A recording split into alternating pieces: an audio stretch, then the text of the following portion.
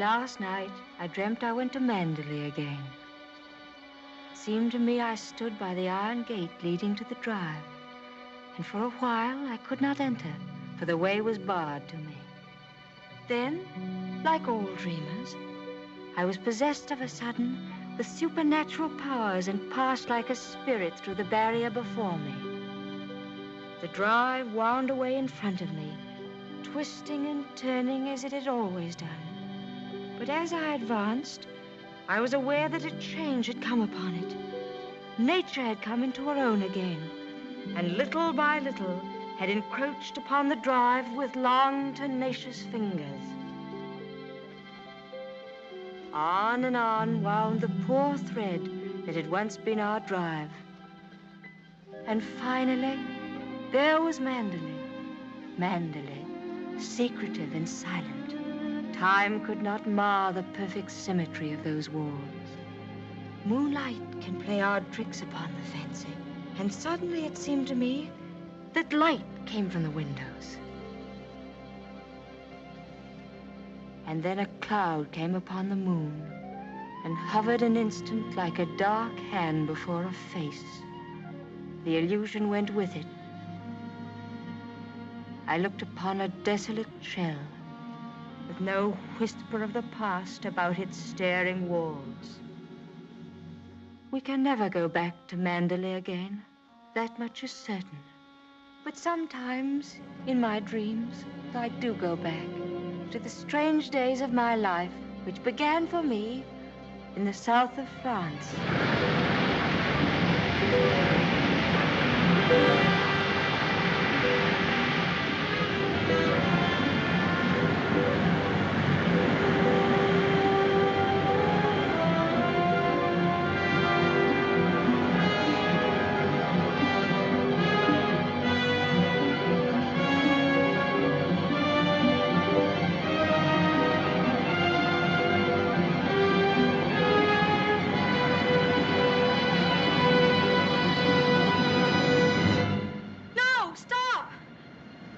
What the devil are you shouting about?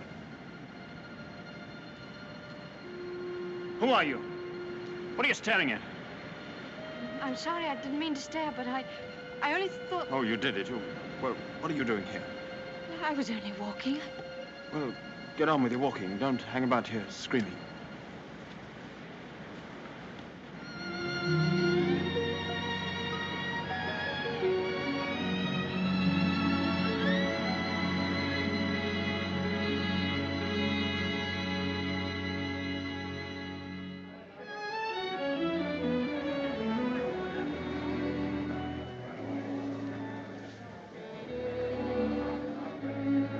I'll never come to Monte Carlo out of season again. Not a single well-known personality in the hotel. Stone cold. Waiter, garçon, call him. Tell him to get me some...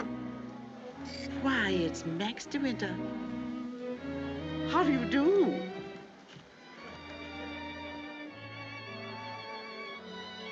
How do you do? I'm Edith Van Hopper. It's so nice to run into you here, just when I was beginning to despair of finding any old friends here in Monte. But do sit down and have some coffee. Mr. de Winter's having some coffee with me. Go and ask the stupid waiter for another cup. I'm afraid I must contradict you. You shall both have coffee with me. Garçon, give me some coffee, please. Cigarette? No, thank you. You know, I recognized you just as soon as you came in, though I haven't seen you since that night at the casino at Palm Beach. Perhaps you don't remember an old woman like me. Are you playing the tables much here at Monte? No, I'm afraid that sort of thing ceased to amuse me years ago. I can well understand that. As for me, if I had a home like Mandalay, I should certainly never come to Monte. I hear it's one of the biggest places in that part of the country, and you just can't beat it for beauty. What do you think of Monte Carlo? Or don't you think of it at all? Oh, well, I think it's rather artificial. She's spoiled, Mr. de Winter. That's her trouble. Most girls would give their eyes for a chance to see Monte. Wouldn't that rather defeat the purpose? Now that we've found each other again, I hope I shall see something of you. You must come and have a drink in my suite. I hope they've given you a good room. The place is empty, so if you're uncomfortable, mind you make a fuss. Your valet is unpacked for you, I suppose. I'm afraid I don't possess one. Perhaps you'd like to do it for me. Well, I hardly think... perhaps you could make yourself useful to Mr. de Winter if he wants anything done. You're a capable child in many ways. That's a charming suggestion, but I'm afraid I cling to the old motto. He travels fastest who travels alone. Perhaps you've not heard of it. Good night. What do you make of that? Do you suppose that sudden departure was intended to be funny? Come, don't sit there gawking. Let's go upstairs. Have you got the key? Yes, Mrs. Van Hopper. I remember when I was younger, there was a well-known writer who used to dart down the back way whenever he saw me coming. I suppose he was in love with me and wasn't quite sure of himself.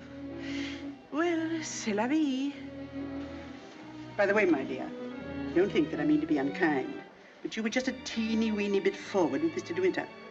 Your effort to enter the conversation quite embarrassed me, and I'm sure it did him. Men loathe that sort of thing. Oh, come, don't sulk. After all, I am responsible for your behavior here. Perhaps he didn't notice it. Poor thing. I suppose he just can't get over his wife's death. They say he simply adored her.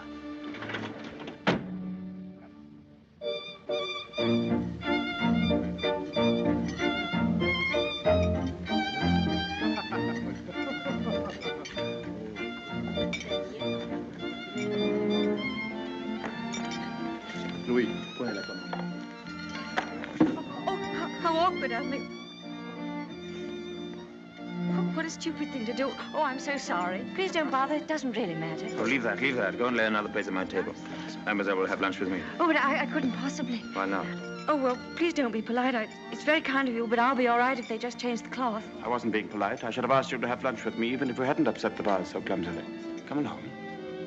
We needn't talk to each other if we don't feel like it. Well, thank you very much.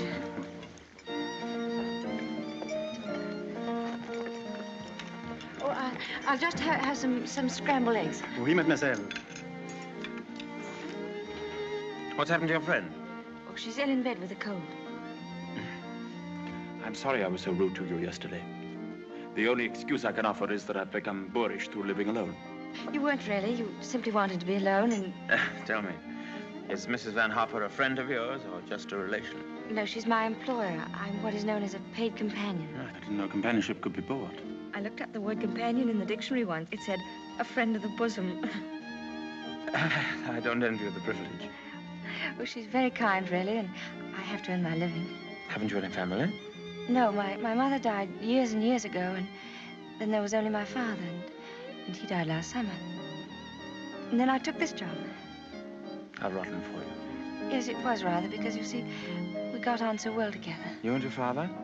Yes, he was a lovely person, and very unusual. What was he? A painter. Ah, was he a good one? Well, I thought so, but people didn't understand him. Yes, that's often the trouble. He painted trees. At least it was one tree. You mean you painted the same tree over and over again? Yes, you see, he had a theory that if you should find one perfect thing or place or person, you should stick to it. Do you think that's very silly? Not at all. I'm a firm believer in that myself. And what did you find to do with yourself while he was painting his tree? Well, I sat with him and I sketched a little. I don't do it very well, though. Oh, you're going sketching this afternoon? Yes. Where? Oh, I haven't made up my mind. I'll drive you somewhere in the car. Oh, no, please, I didn't mean... Oh, nonsense. Finish up that mess and we'll get along. Thank you, it's very kind of you, but I'm not very hungry. Oh, come on, eat it up like a good girl.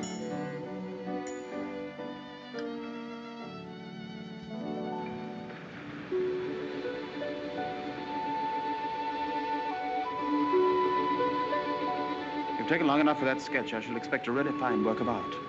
Oh, no, don't look at it. It's not nearly good enough. Well, it can't be as bad as all that. Now, don't rub it all out. Let me see it first. Well, it's the perspective. I never can get it right. Let me see. Oh, dear. Tell me, is it the perspective that gives my nose that curious twist in the middle? Well, you're not a very easy subject to sketch. Your expression keeps changing all the time. Does it? Well, I'd concentrate on the view instead if I were you. Much more worthwhile. Rather reminds me of our coastline at home. Do you know Cornwall at all?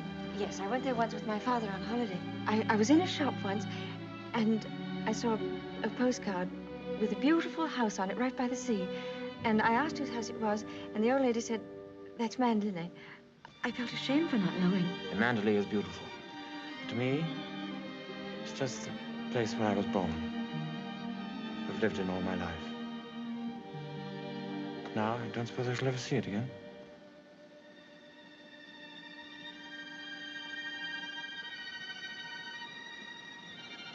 We're lucky not to be home during the bad weather, aren't we? I can't ever remember enjoying swimming in England till June, can you? The water's so warm here that I could stay in all day. There's a dangerous undertow, and there's a man drowned here last year. I never have any fear of drowning, have you?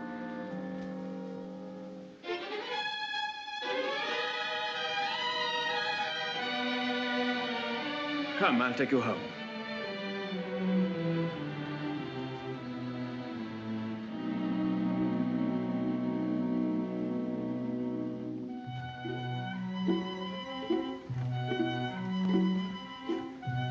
Oh, yes. I know Mr. DeWitt well. I knew his wife, too. Before she married, she was the beautiful Rebecca Hildreth, you know. She was drowned, poor dear, while she was sailing near Mandalay. He never talks about it, of course, but he's a broken man. I suppose I'd better have him. Wretched stuff. Give me a chocolate, quick. Oh, there you are. It's about time. Hurry up. I want to play some rummy.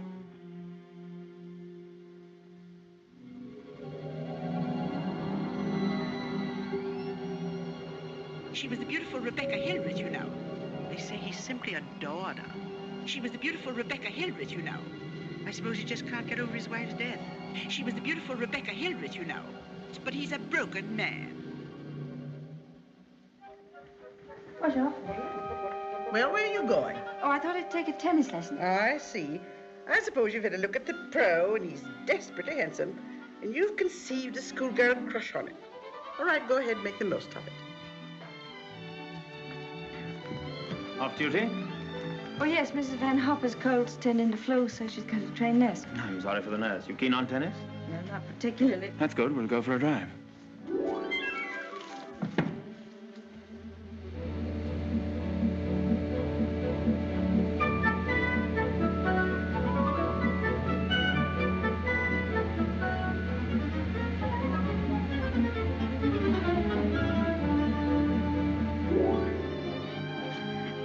Good afternoon, Mrs. Van Hopper. How are you feeling? You got on rather well with him, didn't you? That pro must have been teaching you other things than tennis. Hurry up, I want you to make some calls. Wonder if Mr. DeWitt is still in the hotel.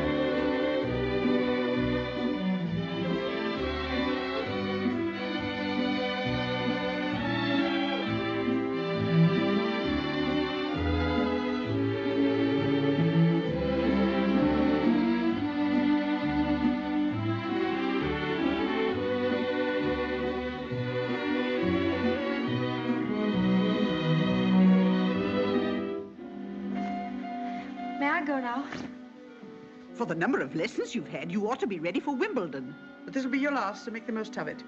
Trouble is, with me laid up like this, you haven't had enough to do. But I'm getting rid of that nurse today, and from now on, you'll stick to your job. Yes, Mrs. Van Hopper.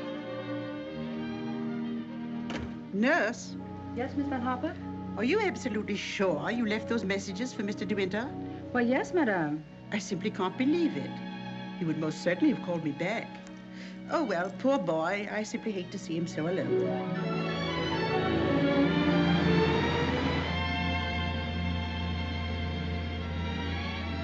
No, I wish there could be an invention that bottled up the memory like perfume, and it never faded, never got stale. And then whenever I wanted to, I could uncork the bottle and live the memory all over again.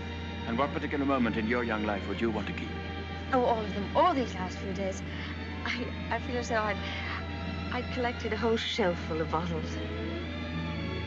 Sometimes, you know, those little bottles contain demons that have a way of popping out at you just as you're trying most desperately to forget.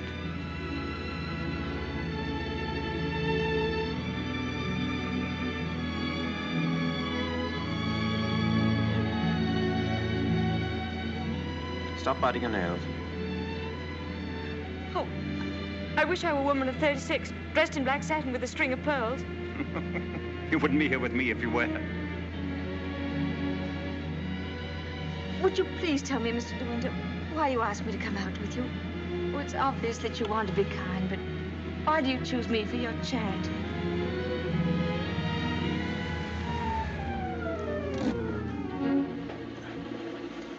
I asked you to come out with me because I wanted your company. You've blotted out the past for me more than all the bright lights of Monte Carlo. But if you think I just asked you out of kindness or charity, you can leave the car now and find your own way home. Go on, open the door and get out.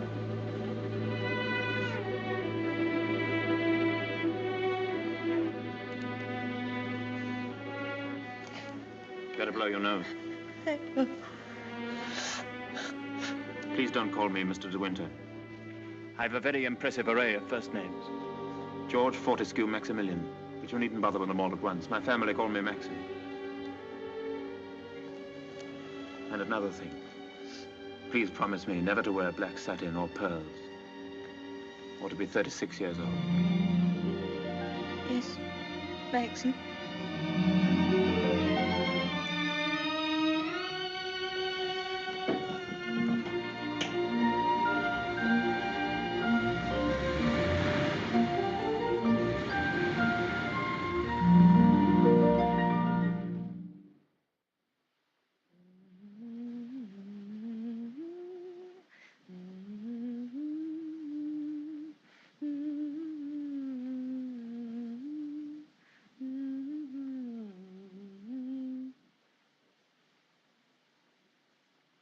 For the love of Pete, come here.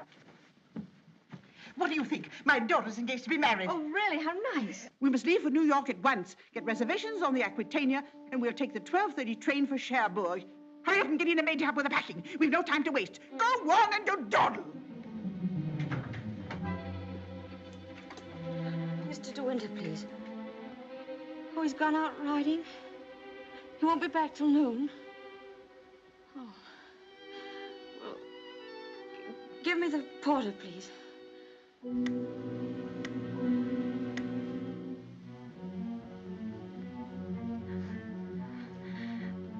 I'll go and see if there's anything left in my room.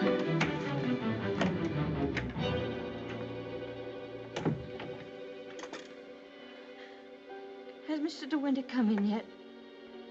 Oh, he has. Would you connect me, please?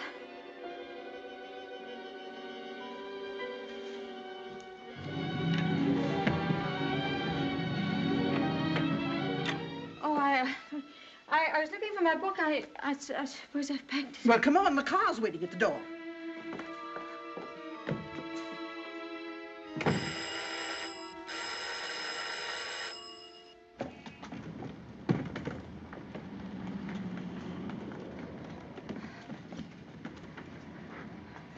I'd like to leave a forwarding address if they happen to find that book. Would you ring Mr. De Winter, please? Yes, madame. 182.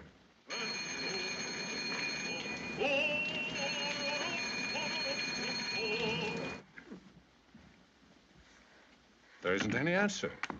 Thank you. Tell her to hurry up. Yes, madame.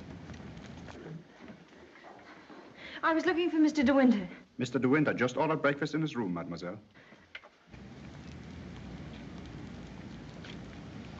Come in.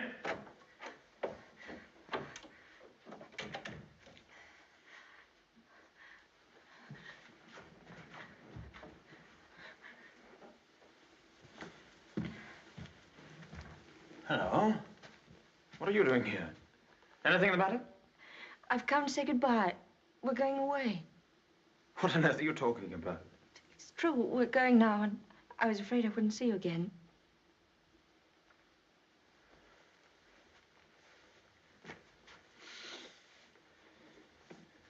Where's she taking you to? New York. I don't want to go. I shall hate it. I shall be miserable.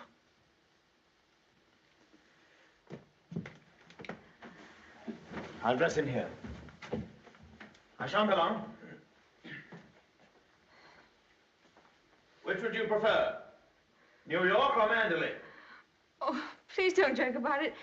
Mrs. Van Hopper's waiting, and I'd better say goodbye now. I repeat what I said. Either you go to America with Mrs. Van Hopper, or you come home to Mandalay with me. You mean you want a secretary or something? I'm asking you to marry me, you little fool.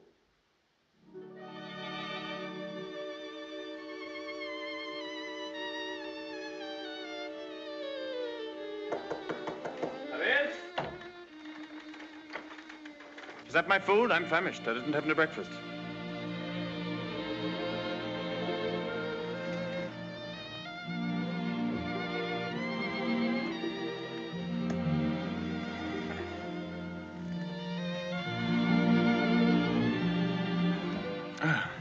My suggestion didn't seem to go at all well. Sorry. Oh, but you don't understand. It's that well, I'm not the sort of person men marry. What on earth do you mean? I don't belong in your sort of world, for one thing.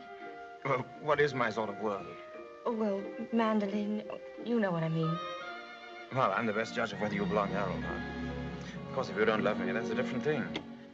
Fine blow to my conceit, that's all. Oh, I do love you. I love you most dreadfully. I've been crying all morning because I thought I'd never see you again.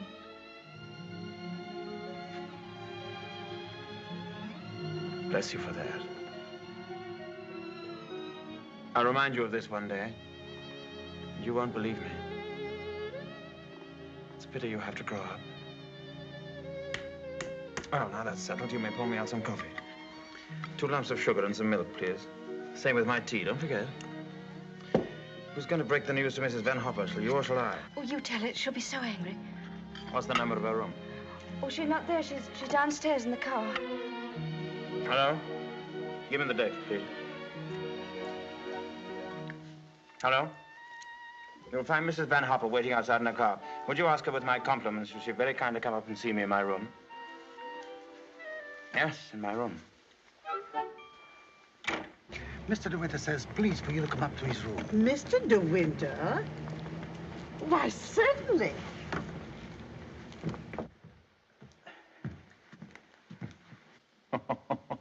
This isn't at all your idea of a proposal, is it? It should be in a conservatory.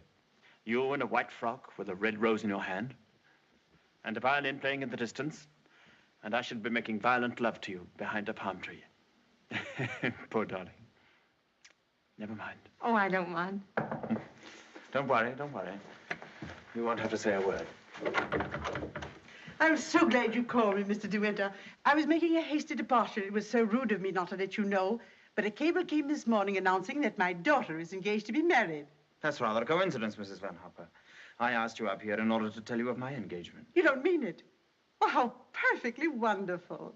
How romantic. Who is the lucky lady? I apologize for depriving you of your companion in this abrupt way. I do hope it won't inconvenience you too greatly. When did all this happen? Just now, Mrs. Van Hopper. Just a few minutes ago. I simply can't believe it. And I suppose I ought to scold you for not having breathed a word of all of this to me. What am I thinking of? I shall give you both my congratulations and my blessings. I'm very happy for you both. When and where is the wedding to be? Here, as soon as possible. A whirlwind romance. Splendid. I could easily postpone my sailing for a week. This poor child has no mother, so I shall take responsibility for all the arrangements. Trousseau, reception, and everything, and I'll give the bride away. But I luggage. Go down and tell the porter to take everything out of the car. Just a minute. We're most grateful, Mrs. Van Hopper, but I think we'd both prefer to have it all as quiet as possible. And I couldn't possibly allow you to change your sailing plans. Oh, but... No. Dear, I'll go down and see that your luggage is brought back. Thank you, Max. So this is what's been happening during my illness. Tennis lessons, my foot. I suppose I have to hand it to you for a fast worker. How did you manage it? Still waters certainly run deep. Tell me, have you been doing anything you shouldn't? I don't know what you mean. Oh, well, never mind. I always did say that Englishmen have strange tastes. But you certainly have your work cut out as mistress of Mandalay. To be perfectly frank with you, my dear, I can't see you doing it. You haven't the experience. You haven't the faintest idea of what it means to be a great lady. Of course, you know why he's marrying you, don't you? You haven't flattered yourself that he's in love with you. Fact is, that empty house got on his nerves to such an extent, he nearly went off his head. He just couldn't go on living alone. You better leave, Mrs. Van Hopper. You miss your train.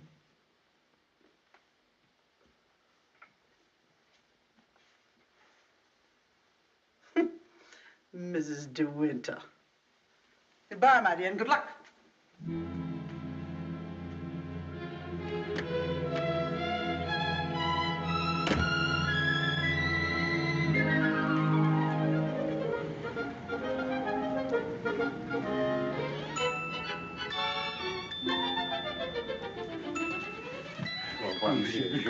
Merci.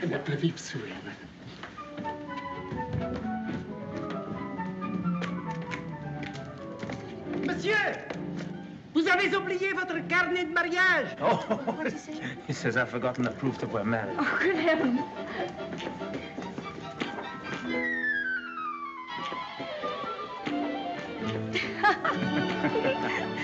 Ah, somebody else had the same idea.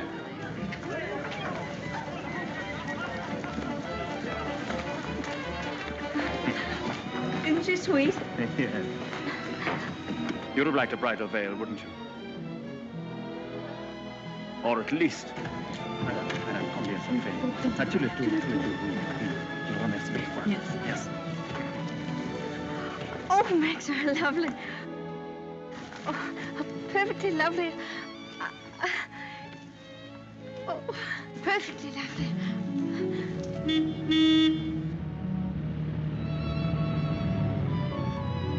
Welcome home, Mr. De Winter. Thank you, Smith.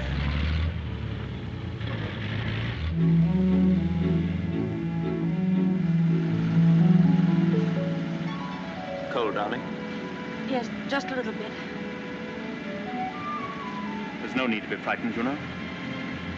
Just be yourself and they'll all adore you.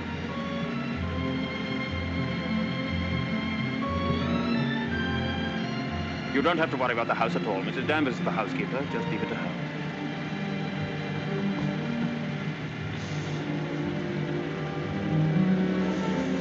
Hello. It's starting to rain. Better hurry up. Here, have this. Put it over your head. Thank you.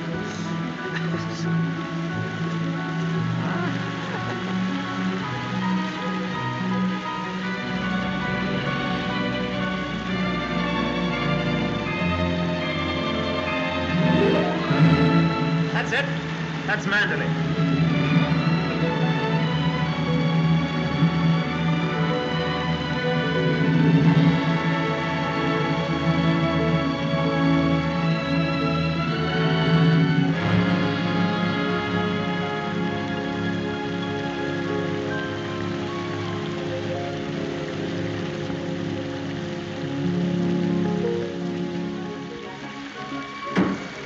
Here we are, Frith. Everybody well? Yes, thank you, sir. We're glad to see you home, sir. This is Mrs. De Winter, Frith. How do you do?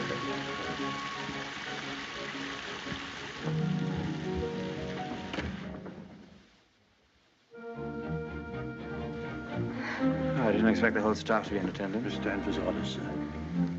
Oh, sorry about this. Won't take long.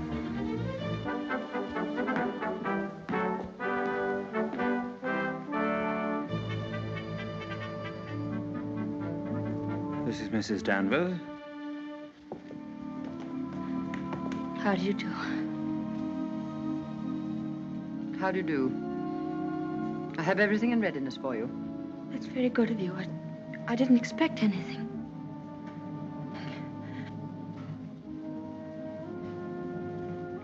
I think we'd like some tea, Frith. Ready in the library, sir. Come along, darling.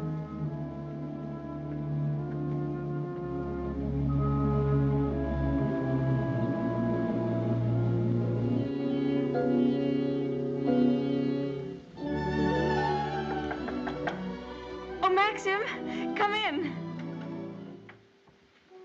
Oh, good evening, Mrs. Danvers. Good evening, madam.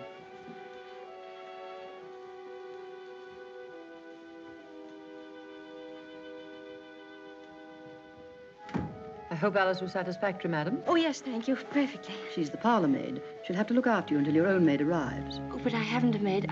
I'm sure Alice will do very nicely. I'm afraid that would not do for very long, madam. It's usual for ladies in your position to have a personal maid. I hope you approve the new decoration of these rooms, madam. Oh, I didn't know it'd been changed. I hope you haven't been to too much trouble. I only followed out Mr. De Winter's instructions. Oh, well, what did it look like before? It had an old paper and different hangings. It was never used much, except for occasional visitors. Oh, then it wasn't Mr. De Winter's room originally. No, madam. He's never used the east wing before. Of course, there's no view of the sea from here. The only good view of the sea is from the west wing. The room's very charming, and I'm sure I'll be comfortable. If there's anything you want done, madam, you have only to tell me. I suppose you've been at Manderley for many years, longer than anyone else. Not so long as Frith. He was here when the old gentleman was living, when Mr. De Winter was a boy. Oh, I see, and you didn't come till after that. I came here when the first Mrs. De Winter was a bride.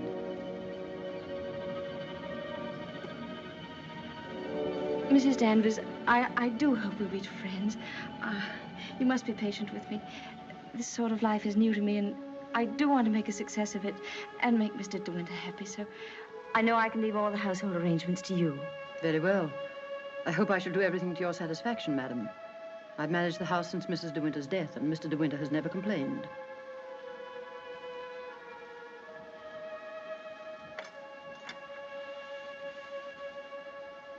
I think I'll go downstairs now.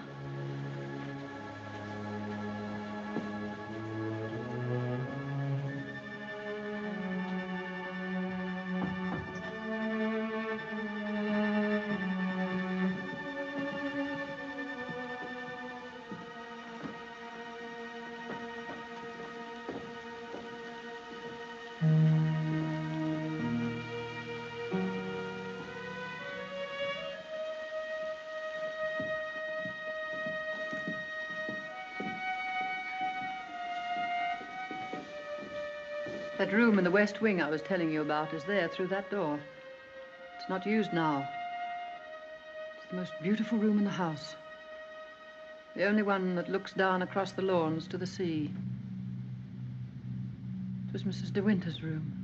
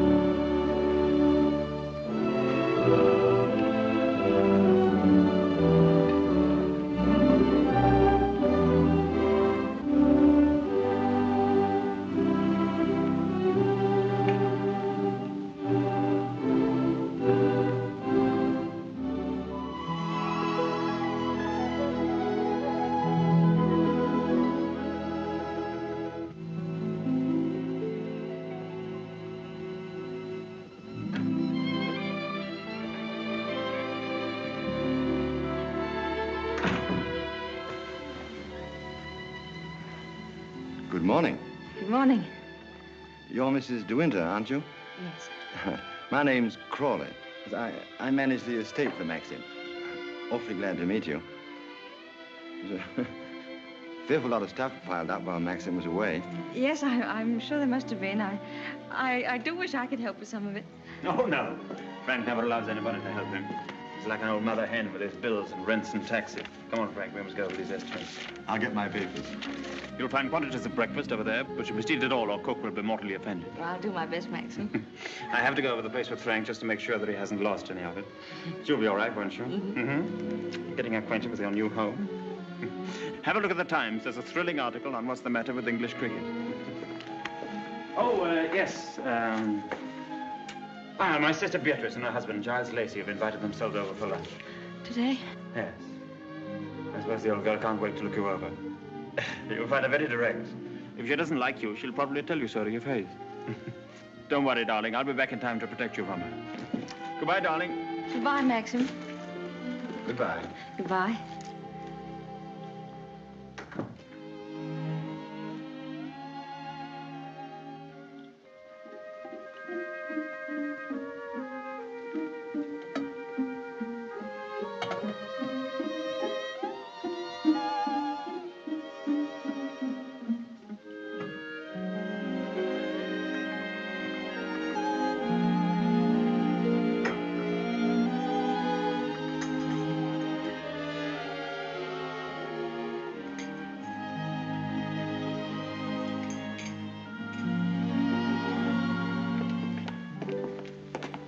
morning, madam.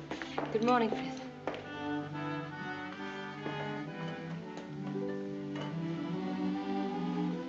Isn't there anything I could get for you, madam? Oh, no, thank you, Frith. I'm really not very hungry. Thank you. The paper, madam. Oh, yes, thank you, Frith.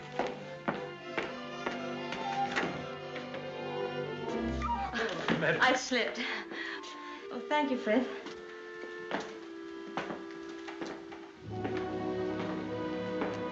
It's big, isn't it? Yes, madam. Mandalay is a big place. This was the banquet hall in the old days. It is still used on great occasions, such as a big dinner or a ball. And the public is admitted here, you know, once a week. That's nice.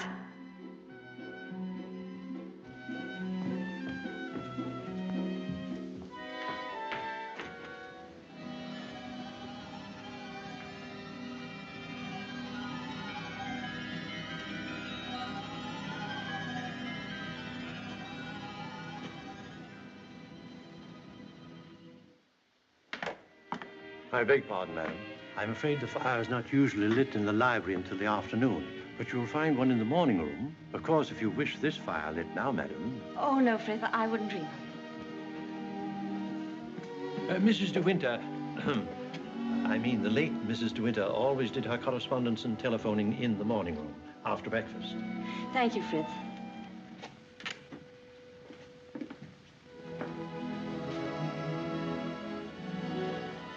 Is anything wrong, madam? Oh, no. Which way is the morning room? Oh, it's that door there, on the left. Oh, yes, thank you.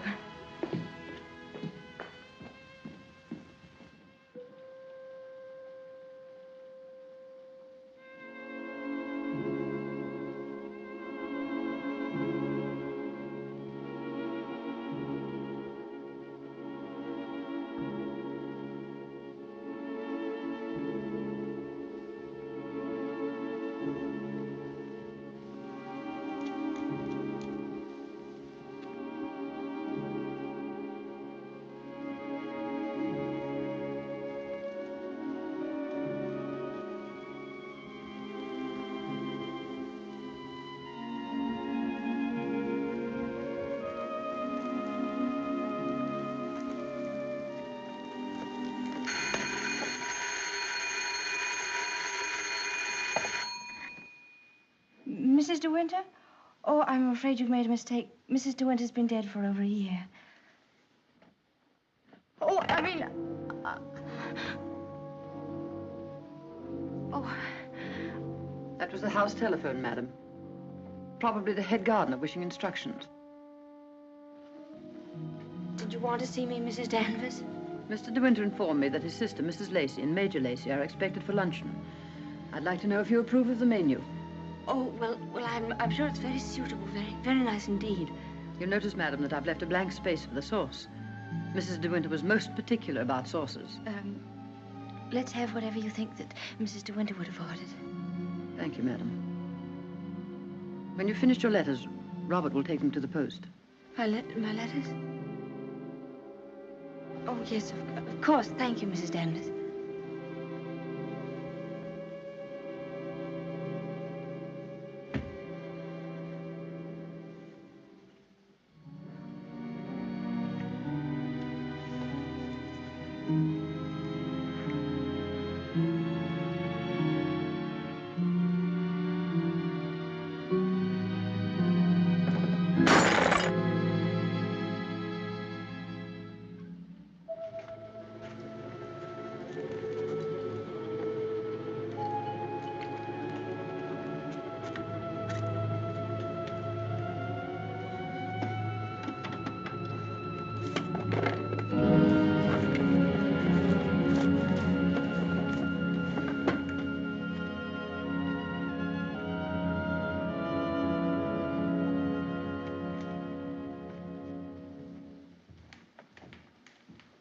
How are you, Frith?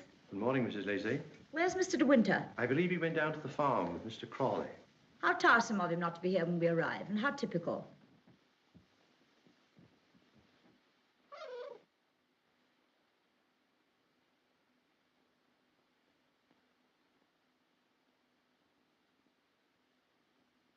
I must say old Danvers keeps the house looking lovely.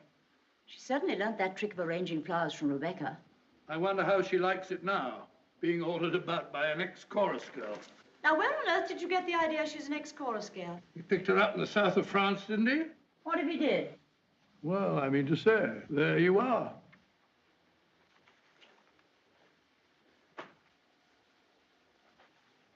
How do you do? I'm Maxim's wife. How do you do?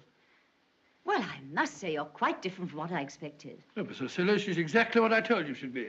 Well, how do you like Mandela? Very beautiful, isn't it? And how do you get along with Mrs. Danvers? Well, I've never met anyone quite like her before. You mean she scares you? She's not exactly an oil painting, is she? Giles, you're very much in the way here. Go somewhere else. Well, I'll try and find Maxim, shall I? Giles?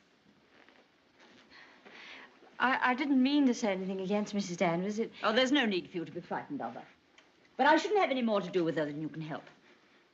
Shall we sit down? Oh, yes, please. You see, she's bound to be insanely jealous at first. And she must resent you bitterly. Why should she? Don't you know? I should have thought Maxine would have told you. She simply adored Rebecca.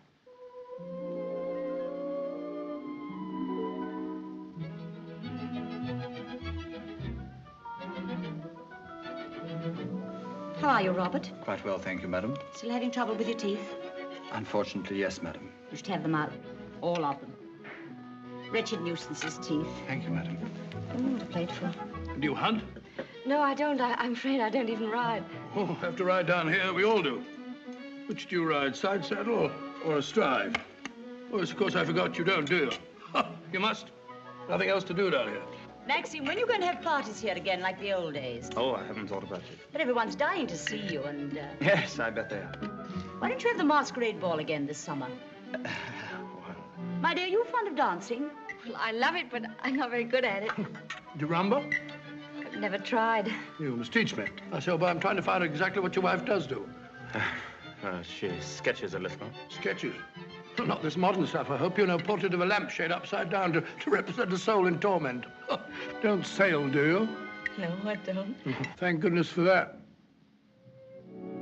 Huh?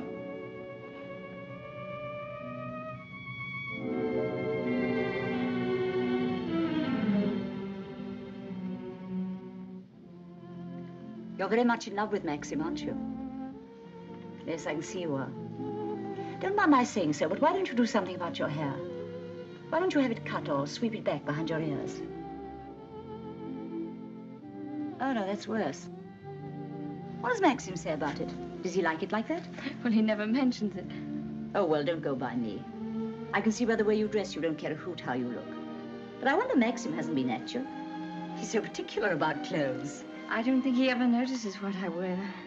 Oh, well, he must have changed a lot then. You mustn't worry about old Maxim and his moods. One never knows what goes on in that quiet mind of his. Often he gets into a terrible rage. And when he does... But I don't suppose he'll lose his temper with you. You seem such a placid little thing. Come on, old girl. We've got to be on the first tee at 3 o'clock. All right, I'm coming. Well, goodbye, Maxim, old boy. Goodbye, Giles. Thanks for coming, old boy. Goodbye, my dear. Forgive me for asking you so many rude questions. We both really hope you'll be very happy. Thank you, Beatrice. Thank you very much. And I must congratulate you upon the way Maxim looks. We were very worried about him this time last year. But then, of course, you know the whole story. Goodbye, Beatrice. Goodbye, old boy. Of course, there is.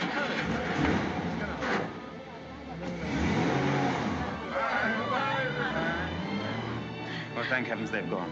Now we can have a walk about the place.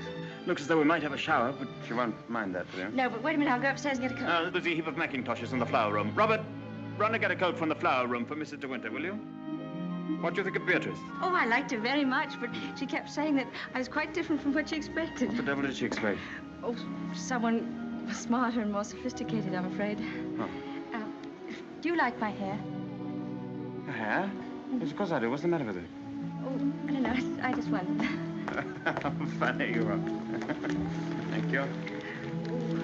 Do I have to put it on? Yes, certainly, certainly, certainly. Can't be too careful with children. Come on, Jasper, come and take some of that fat off.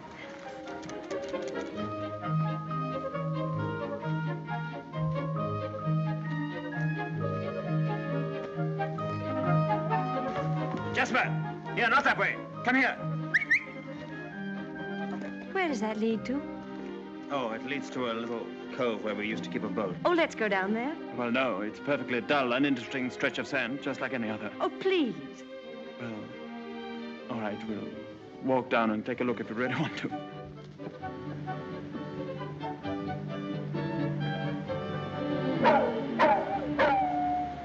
That's Jasper. There must be something wrong. Perhaps he's hurt himself. No, he's all right. Leave him alone. Don't you think I'd better go and see? Don't bother about him, I tell you. He can't come to any harm. He'll find his own way back.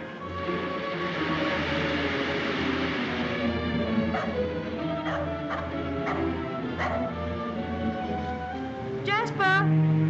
Jasper! Oh, there you are.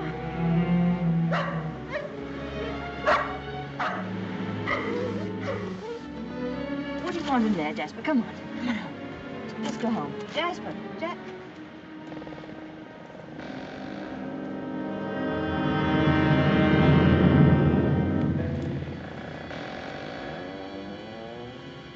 Oh. I didn't know that there was anybody. I know that dog. He comes for the house. He ain't yours. No, he's Mr. De Winter's dog. Have you anything I could tie him with?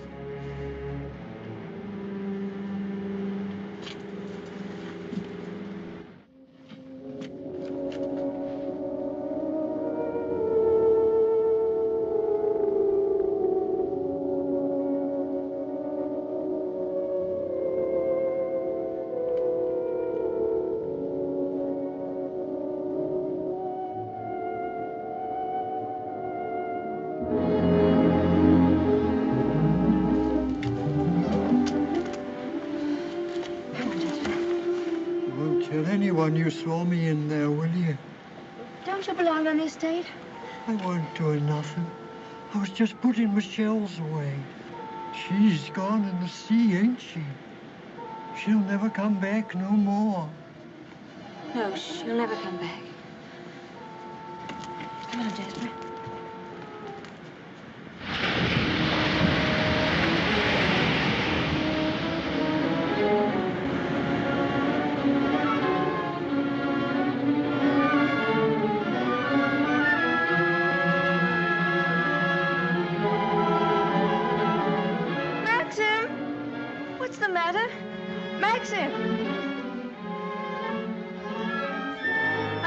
Such a time, but I had to find a rope for Jasper. Hurry up, Jasper, for heaven's sake. Please wait for me. Maxim, what is it? You look so angry. You knew I didn't want you to go there, but you deliberately went. Why not? There was only a cottage down there and a strange man who was... You didn't go into the cottage, did you? Yes, the door... Well, don't go there again, you hear? Why not? Because I hate the place, and if you had my memories, you wouldn't go there or talk about it or even think about it. What's the matter? Oh, I'm sorry, please. We should have stayed away. We should never have come back to Mandalay. Oh, what a fool I was. I made you unhappy. Somehow I've hurt you. Oh, I can't bear to see you like this. Because I love you so much. Do you? Do you? Ah, I've made you cry. Forgive me. I sometimes seem to fly off the handle for no reason at all. Don't I? Come. We'll go home and have some tea and forget all about it. Yes, let's forget all about it. Here, let me have Jasper.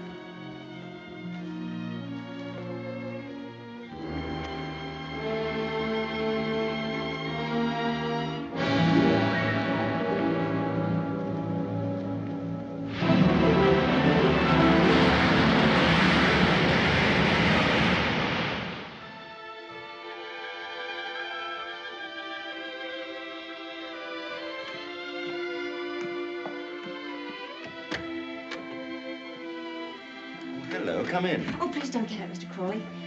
I was just wondering if you meant what you said the other day about showing me the run of things. Of course I did. What are you doing now? Notifying all the tenants that in celebration of Maxim's return with his bride, this week's rent will be free. Oh, was that Maxim's idea? Oh, yes. All the servants get an extra week's wages, too. Oh, he didn't tell me. Can't Can't I help you? I could at least lick the stamps. Well, that's terribly nice of you. Won't you sit down? Oh, yes, thank you.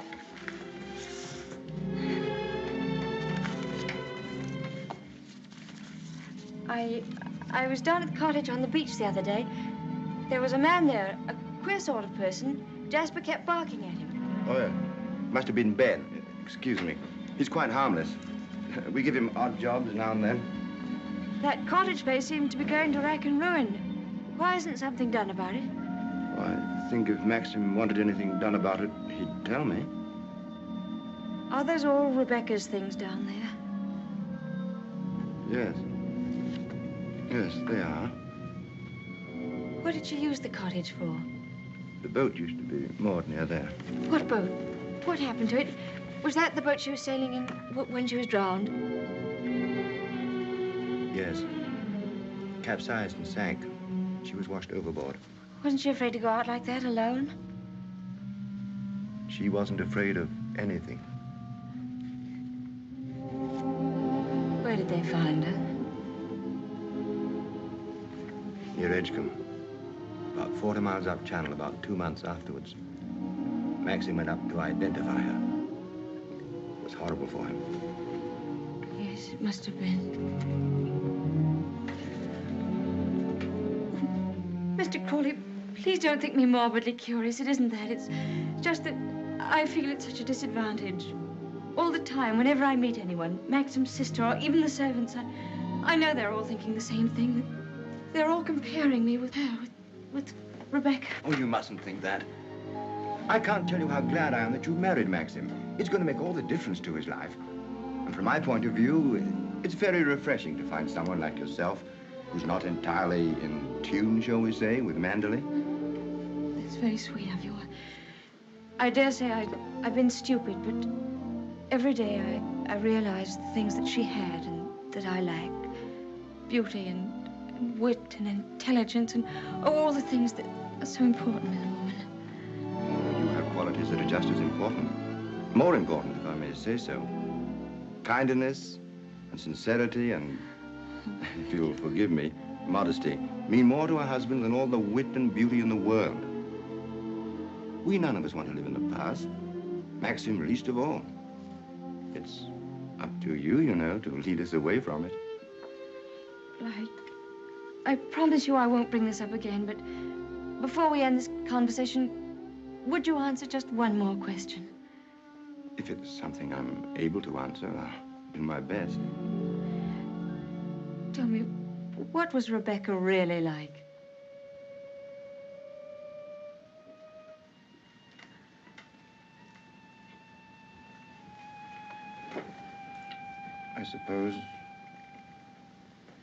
I suppose she was the most beautiful creature I ever saw.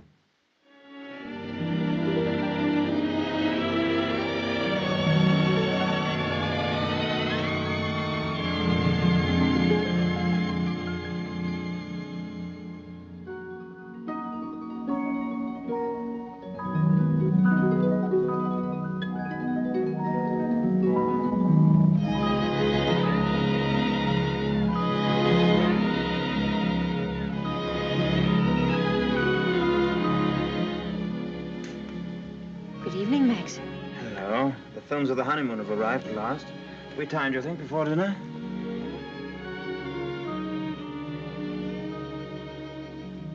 What on earth have you done to yourself? Oh, nothing. I just ordered a new dress from London. I hope you don't mind. Oh, no. Well, do you think there's something's right for you? Doesn't seem your type at all. I thought you'd like it. And what have you done to your hair? Oh, I see. Oh, dear, oh, dear, oh, dear. I'm sorry. You look lovely, lovely. It's very nice for a change. Shall we see these pictures? Yes, I'd love to see them.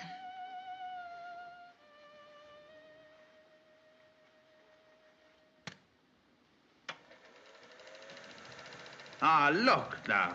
Oh, look at that. Wasn't it wonderful, darling? Can't we go back there someday? Yes, of course, of course. Ah, look at you. Won't our grandchildren be delighted when they see how lovely you were? Oh, look at you. Yes. I Oh, I like that. Look at that. That's very nice. Oh, remember that. Yes? Oh, I wish our honeymoon could have lasted forever, Maxim. Oh, dash it, look. Oh, hang it.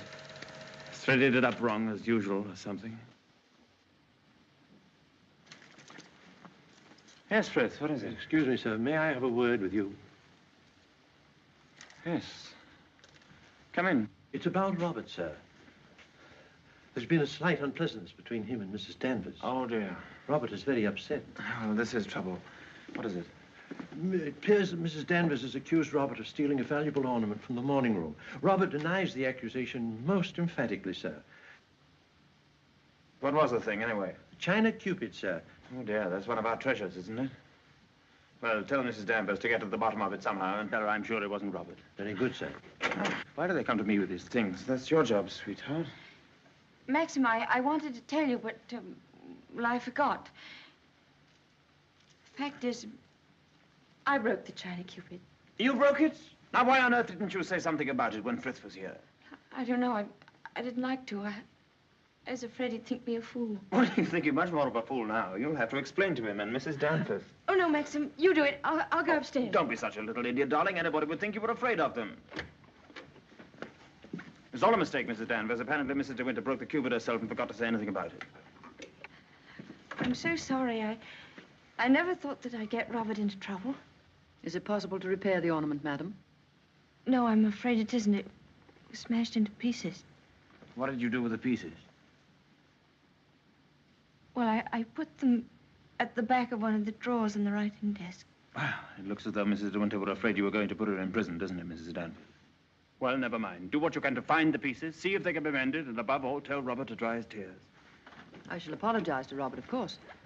Perhaps if such a thing happens again, Mrs. De Winter will tell me personally. Yes, all right. Thank you, Mrs. Danvers.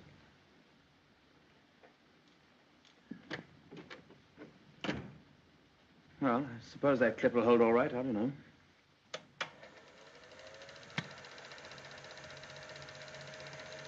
I'm awfully sorry, darling. It was very careless of me. Mrs. Danvers must be furious with me. Oh, hang Mrs. Danvers. Why on earth should you be frightened of her? Behave more like a upstairs maid or something. Not like the mistress of the house at all. Yes, I know I do. But I feel so uncomfortable. I try my best every day, but it's very difficult with people looking me up and down as if I were a prize cow. Well, what does it matter if they do? You must remember that life at Mandel is the only thing that interests anybody down here. What a slap in the eye I must have been to them then. I suppose that's why you married me. Because you knew I was dull and gauche and inexperienced, and there could never be any gossip about me. Gossip? What do you mean? I don't know. I just said it for something to say. Don't look at me like that. Maxim, what's the matter? What have I said?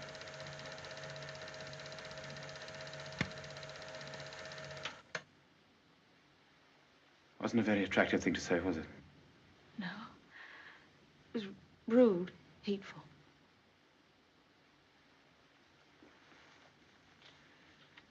I wonder if I did a very selfish thing in marrying you.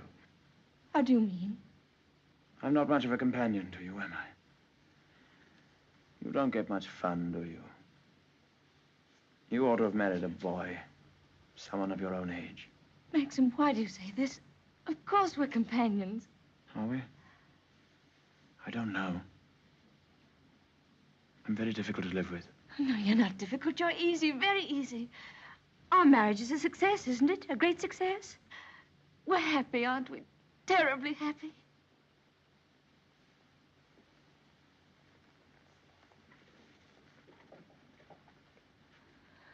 If you don't think we are happy, it would be much better if you didn't pretend. I'll go away. Why don't you answer me? How can I answer you when I don't know the answer myself? If you say we're happy, let's leave it at that. Happiness is something I know nothing about.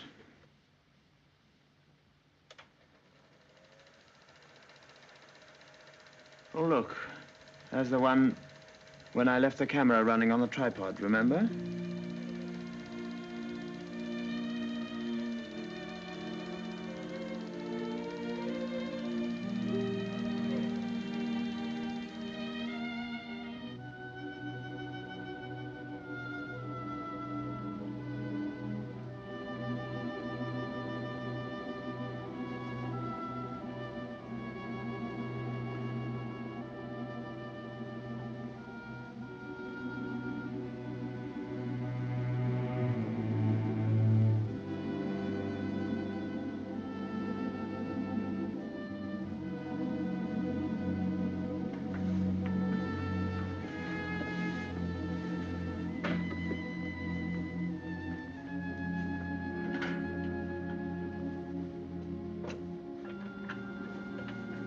Pardon me, madam. Is there anything I can do for you?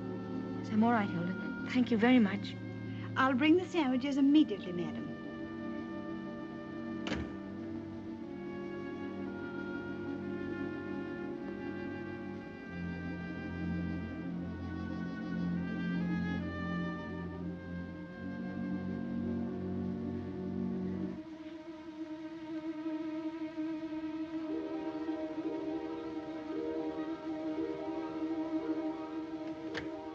Hilda? Yes, madam? The West Wing. Nobody ever uses it anymore, do they? No, madam. Not since the death of Mrs. De Winter.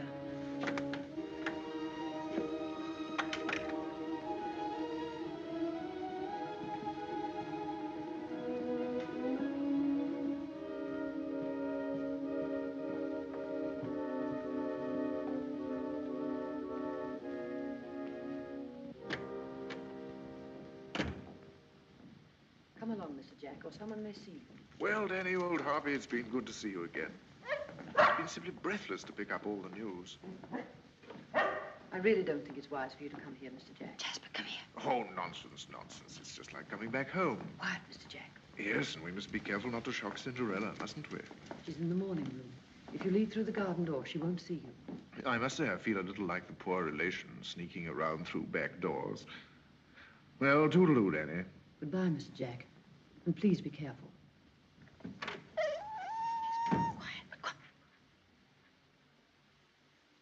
Looking for me? Oh, I didn't make you jump, did I? No, of course not. I didn't quite know who it was. Yes. You're pleased to see me, aren't you, old boy? I'm glad there's someone in the family to welcome me back to Manderley. And, how is dear old Max? Very well, thank you. I hear he went up to London, left his little bride all alone. It's too bad. Isn't he rather afraid that somebody might come down and carry you off? Danny, all your precautions were in vain. The mistress of the house was hiding behind the door. Oh, what about presenting me to the bride? This is Mr. Favell, madam. How do you do? How do you do? Well, won't you have some tea or something? Well, now, isn't that a charming invitation? I've been asked to stay to tea, Danny, and I have a good mind to accept. Oh, well, perhaps you're right. Pity, just we're getting on so nicely. We mustn't lead the young bride astray, must we, Jasper? Goodbye. It's been fun meeting you. Oh, and by the way, it would be very decent of you if you didn't mention this little visit to your revered husband. He doesn't exactly approve of me. Very well. That's very sporting of you. I wish I had a young bride of 3 months waiting for me at home. I'm just a lonely old bachelor. Fare thee well. Oh, and I know what was wrong with that introduction. Danny didn't tell you, did she? I am Rebecca's favorite cousin. Toodaloo.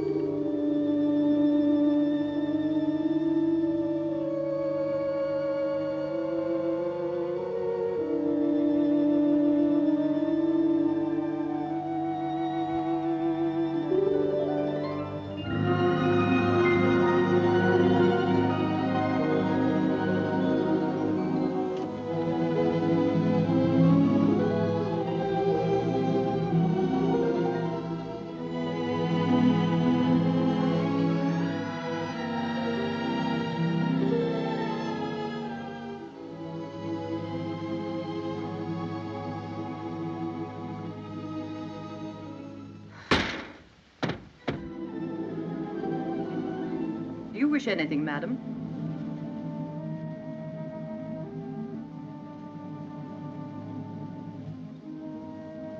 I didn't expect to see you, Mrs. Danvers. I noticed that the window wasn't closed, and I came up to see if I could fasten it. Why did you say that? I closed it before I left the room. You opened it yourself, didn't you? You've always wanted to see this room, haven't you, madam? Why did you never ask me to show it to you? I was ready to show it to you every day.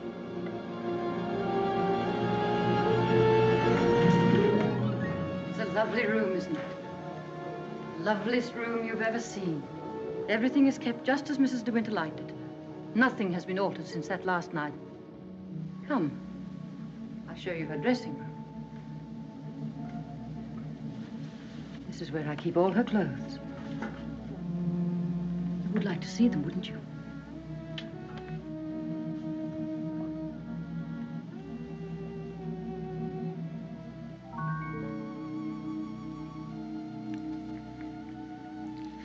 Feel this. It was a Christmas present from Mr. De Winter. He was always giving her expensive gifts the whole year round. I keep her underwear on this side. They were made specially for her by the nuns in the convent of St. Clair. I always used to wait up for her, no matter how late. Sometimes she and Mr. De Winter didn't come home until dawn. While she was undressing, she'd tell me about the party she'd been to. She knew everyone that mattered. Everyone loved her. When she'd finished her bath, she'd go into the bedroom and go over to the dressing table.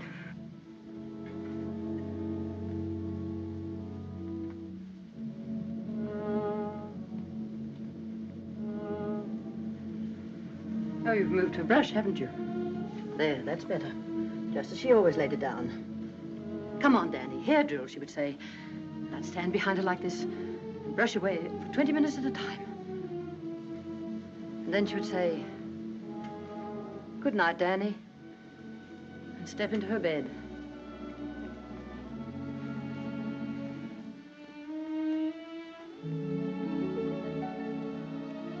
I embroidered this case for her myself, and I keep it here always.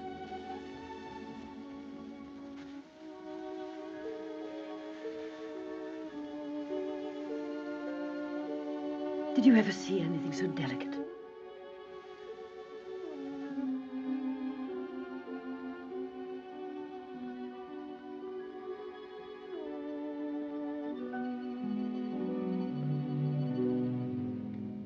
Look. You can see my hand through it.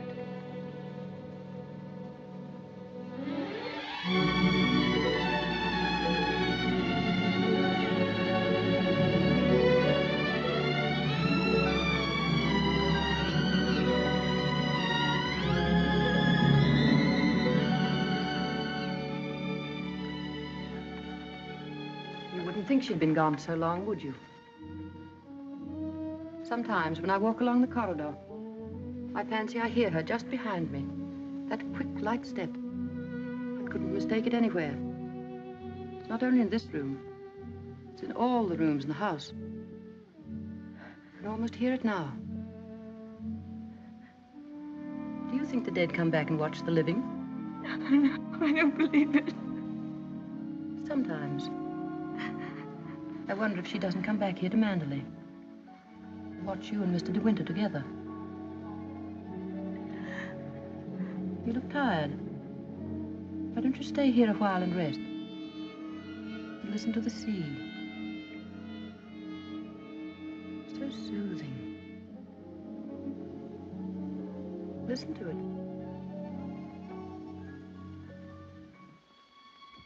Listen. Listen to the sea.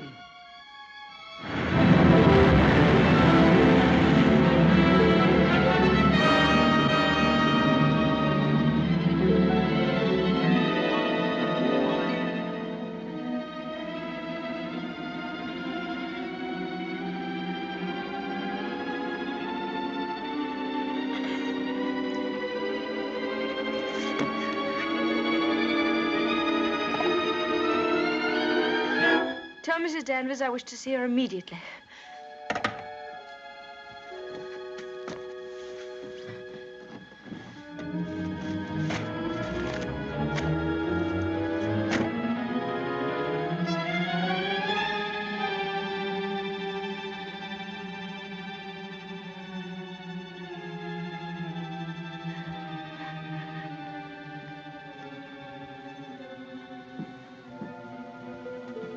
You sent for me, madam?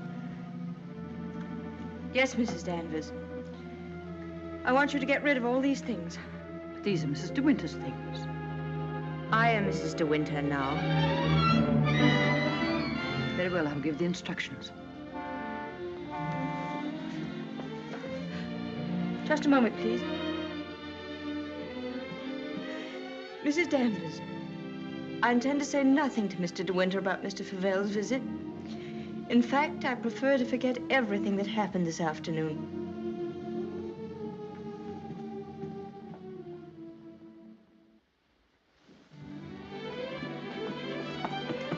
Maxim, you've been gone all day. Choking. Oh. Well. What have you been doing with yourself? Oh, I've been thinking. Oh, what do you want to do that for? Oh, come in here and I'll tell you. Darling, could we have a costume ball, just as you used to? Now, what put that into your mind? Has Beatrice been at you? No, but I feel that we ought to do something to make people feel that Mandalay is just the same as it always was. Oh, please, darling, could we? You don't know what it would mean, you know. You would have to be a hostess to hundreds of people. All the county. And a lot of young people will come up from London and turn the house into a nightclub. Oh, yes, but I want to. Oh, please. I've never been to a large party, but I could learn what to do, and I promise you, you wouldn't be ashamed of me.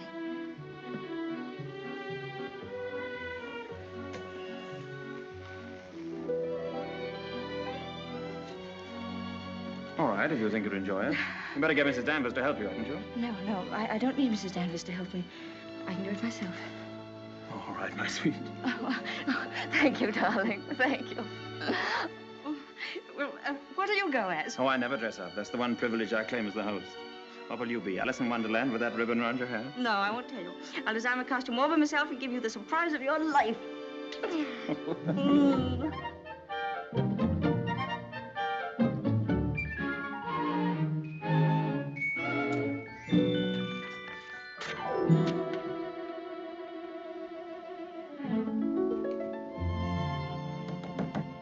Come in.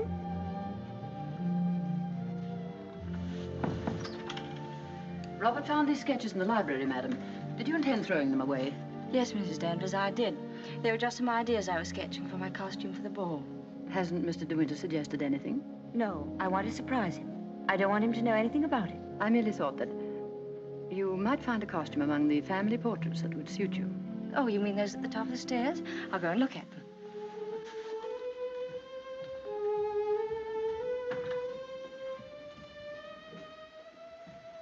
This one, for instance. It might have been designed for you. I'm sure you could have it copied. I've heard Mr. De Winter say that this is his favorite of all the paintings. It's Lady Caroline De Winter, one of his ancestors. Oh, well, that's a splendid idea, Mrs. Danvers. I'm very grateful.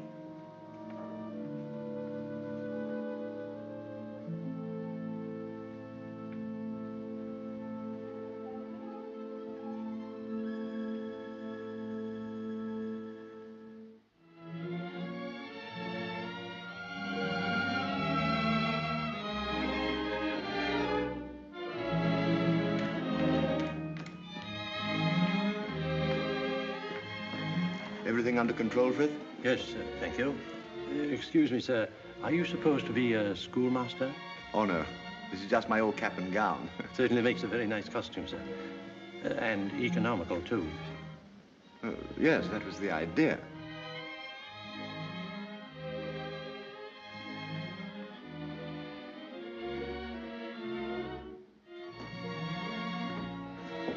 Evening, Robert. Not very good weather for the ball. No, sir. Very misty on the way, and very chilly. Oh, this wig's so tight they ought to have sent an aspirin with it. Hello. Oh. What's the idea, Adam and Eve? Oh, Maxim, don't be disgusting. Strong man, old man. Oh. Where's my weight thing? What thing? You haven't left it in the car, have you? Oh. Oh, there it is. You were the first one down? Yes. Where's the child? Well, she's keeping her costume a terrific secret. Wouldn't even let me into her room. Oh, lovely. I'll go up and give her a hand. I could do with a drink. When'd you catch cold in that thing? Don't be silly. Pure wool, old boy. Pardon me, sir. You forgot this.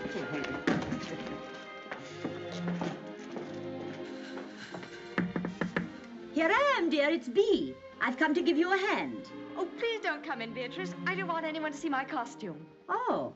Oh, well, you won't be long, will you? Because the first people will be arriving any moment. Now, you're sure that's where that should be? Yes, madam, it's just right. Oh, isn't it exciting? Indeed it is, madam. I've always heard of the Mandalay Ball, and now I'm really going to see one. Sure, there'll be no one there to touch you, madam. Do you really think so? Now, where's my fan? Now, you're sure I look all right? You look ever so beautiful. Well, here goes.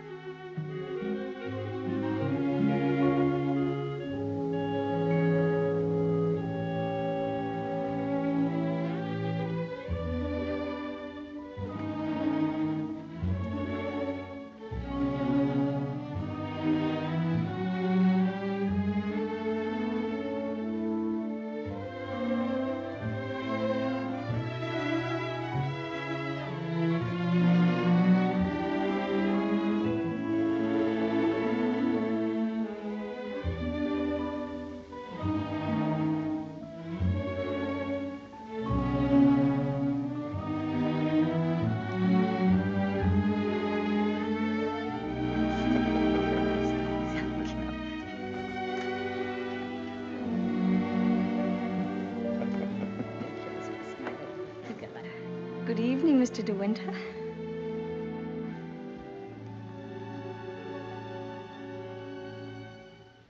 What the devil do you think you're doing? But it's the picture, the one in the gallery. What is it? What have I done? Go and take it off. Doesn't matter what you put on, anything will do. What are you standing there for? Didn't you hear what I said? Sir George and Lady Moore, Dudley Tennant, Admiral and Lady Burbank.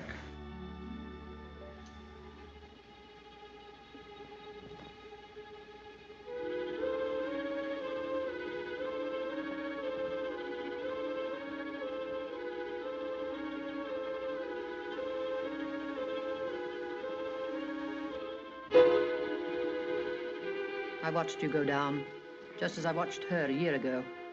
Even in the same dress, you couldn't compare. You knew it. You knew that she wore it, and yet you deliberately suggested I wear it. Why do you hate me? What have I done to you that you should ever hate me so? You tried to take her place. You let him marry you. I've seen his face, his eyes. Were the same as those first weeks after she died. I used to listen to him, walking up and down, all night long, night after night, thinking of her, suffering torture because he'd lost her. I don't want to know. I don't want to know. You thought you could be Mrs. De Winter, live in her house, walk in her steps, take the things that were hers, but she's too strong for you. You can't fight her.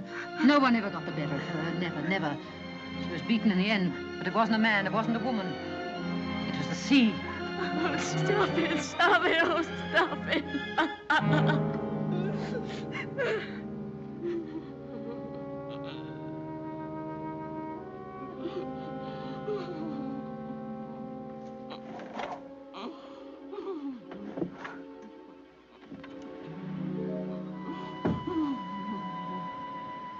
You're overwrought, madam. I've opened a window for you. A little air will do you good.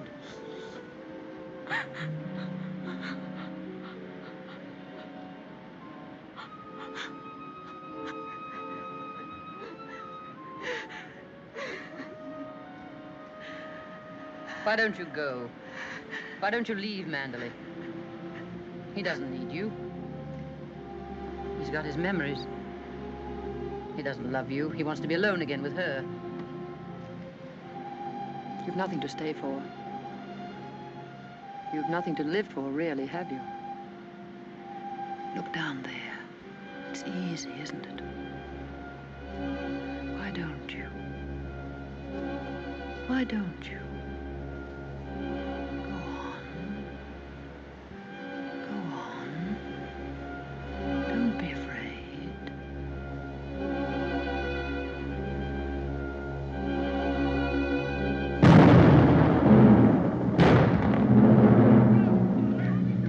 Shipwreck! Ship on the rocks! Ship aground! Sending up shocking! Shipwreck! Come on, everybody! Down to the bay! Notify the Coast Guard! She's aground! Maxim! Maxim! Ship ashore! Come on, everybody! Come on! Maxim! Maxim!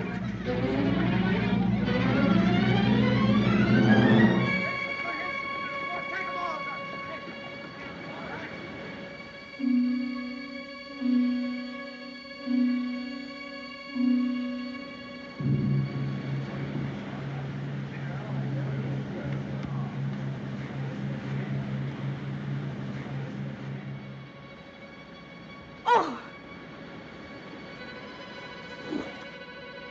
Ben, have you seen Mr. De Winter anywhere? She won't come back, will she? You said so. Who, Ben? What do you mean? Ah, the other one.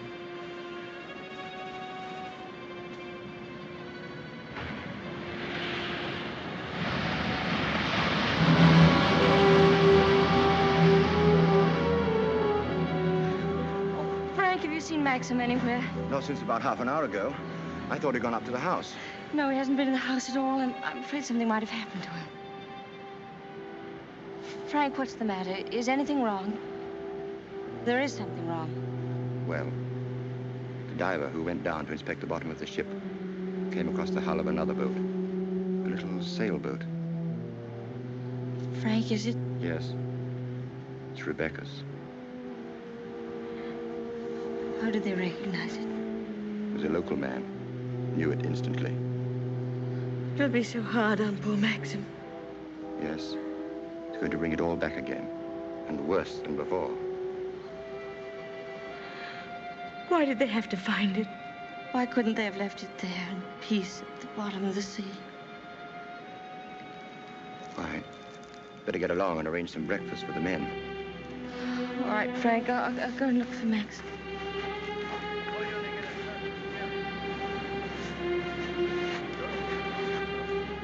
Headed for the reef. Runs out quite a way.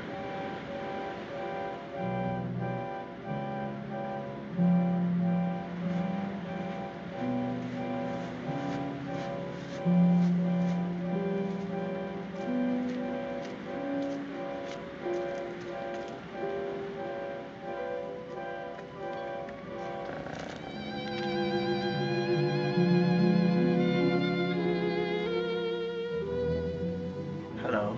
Maxim! You haven't had any sleep. Have you forgiven me? Forgiven you? What have I got to forgive you for?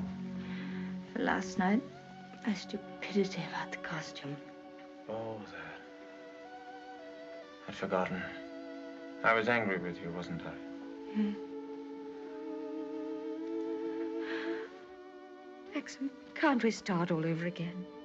I don't ask that you should love me. I won't ask impossible things. I'll be your friend, your companion. I'll be happy with that.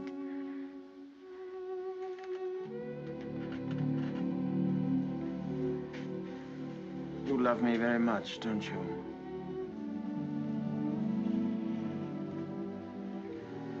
But it's too late, my darling. We've lost our little chance of happiness. No, Maxim, no. Yes. It's all over now. The thing's happened. The thing I've dreaded day after day. Night after night. Maxim, what are you trying to tell me? Rebecca has won. Her shadow has been between us all the time, keeping us from one another. She knew that this would happen. What are you saying? They sent a diver down. He found another boat. Yes, I know. Frank told me. Rebecca's boat. Oh, it's terrible for you. I'm so sorry. diver made another discovery. He broke one of the ports and looked into the cabin. There was a body in there. She wasn't alone. There was someone sailing with her, and you have to find out who it was. That's it, isn't it, Maxim? You don't understand. There was no one with her. It's Rebecca's body lying there on the cabin floor. The woman that was washed up at Edgecombe. The woman that is now buried in the family crypt. That was not Rebecca. That was the body of some unknown woman. Unclaimed, belonging nowhere. I identified it, but I knew it wasn't Rebecca. It was all a lie. I knew where Rebecca's body was. Lying on that cabin floor on the bottom of the sea. How did you know, Max? Because I put it there.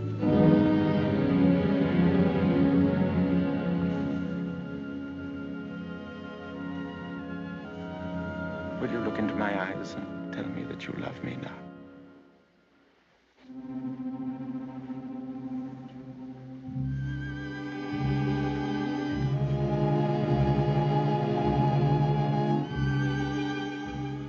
See?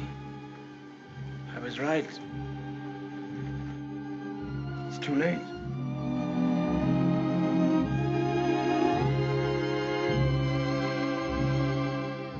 No, it's not too late. You're not to say that. I love you more than anything in the world.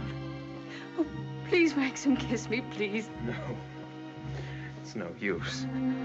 It's too late. Oh, we can't lose each other now. We must be together always. No secrets, no shadows. We may only have a few days. A few hours. Maxim, why didn't you tell me before? Yeah, you did sometimes, but you never seemed close enough. How could we be close when I knew you were always thinking of Rebecca? How could I even ask you to love me when I knew you loved Rebecca still? What are you talking about? What do you mean? Whenever you touched me, I knew you were comparing me with Rebecca. Whenever you looked at me, or spoke to me, or walked with me in the garden, I knew you were thinking, this I did with Rebecca, and this, and this. Oh, it's true, isn't it? You thought I loved Rebecca? You thought that? I hated her.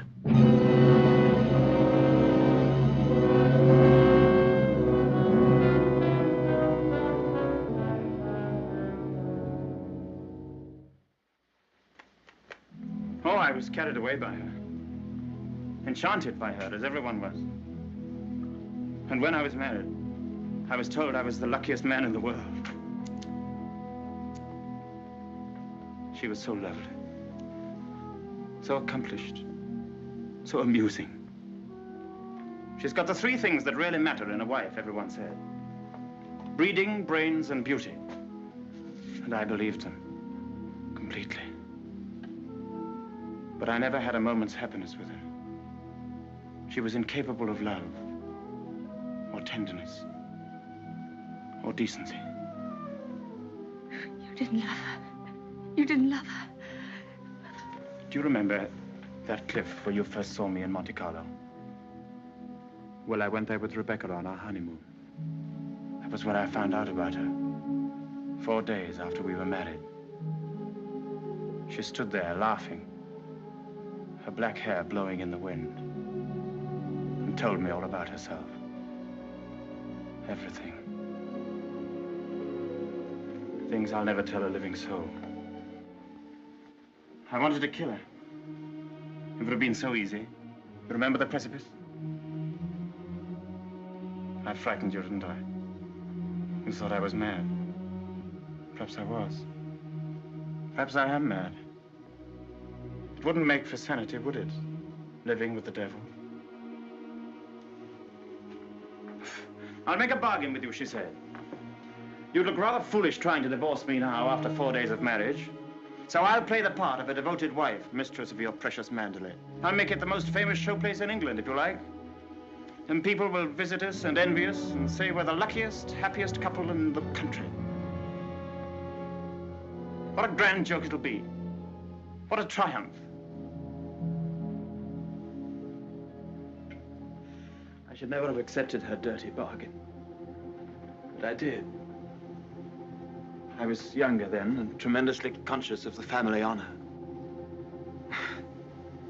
Family honor. She knew that I'd sacrifice everything rather than stand up in a divorce court and give her away, admit that our marriage was a rotten fraud. You despise me, don't you? As I despise myself. You can't understand what my feelings were. Can you? Of course I can, darling. Of course I can. Well, I kept the bargain, and so did she, apparently. Oh, she played the game brilliantly. But after a while, she began to grow careless. She took a flat in London, and she'd stay away for days at a time. Then she started to bring her friends down here. I warned her, but she shrugged her shoulders. What's it got to do with you, she said. She even started on Frank. Poor, faithful Frank. Then there was a cousin of hers, a man named Favel. Yes, I know him. Came the day you went to London. Why didn't you tell me? I didn't like to. I thought it would remind you of Rebecca. Remind me? As if I needed reminding. Favel used to visit her here in this cottage. I found out about it, and I warned her that if he came here again, I'd shoot them both. One night, when I found that she'd come back quietly from London, I thought that Favel was with her. And I knew then that I couldn't stand this life of filth and deceit any longer. I decided to come down here and have it out with both of them. But she was alone. She was expecting Favel, but he hadn't come. She was lying on the divan, a large tray of cigarette stubs beside her. She looked ill, queer. Suddenly she got up, started to walk toward me. When I have a child, she said, neither you nor anyone else could ever prove it wasn't yours. You'd like to have an heir, wouldn't you, Max, for your precious Manderley? And she started to laugh. How funny. How supremely, wonderfully funny. I'll be the perfect mother, just as I've been the perfect wife. No one will ever know. It ought to give you the thrill of your life, Max, to watch my son grow bigger day by day, and to know that when you die, Manderley will be his. She was face to face with me. One hand in her pocket, the other holding a cigarette. She was smiling. Well, Max, what are you going to do about it? Aren't you going to kill me? I suppose I went mad for a moment. I must have struck her. She stood staring at me. She looked almost triumphant. Then she started toward me again, smiling. Suddenly she stumbled and fell.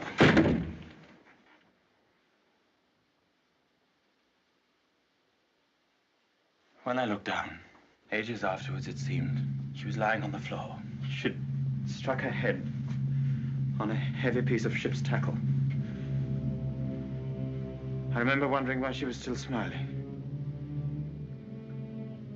And I realized she was dead. But you didn't kill her. It was an accident.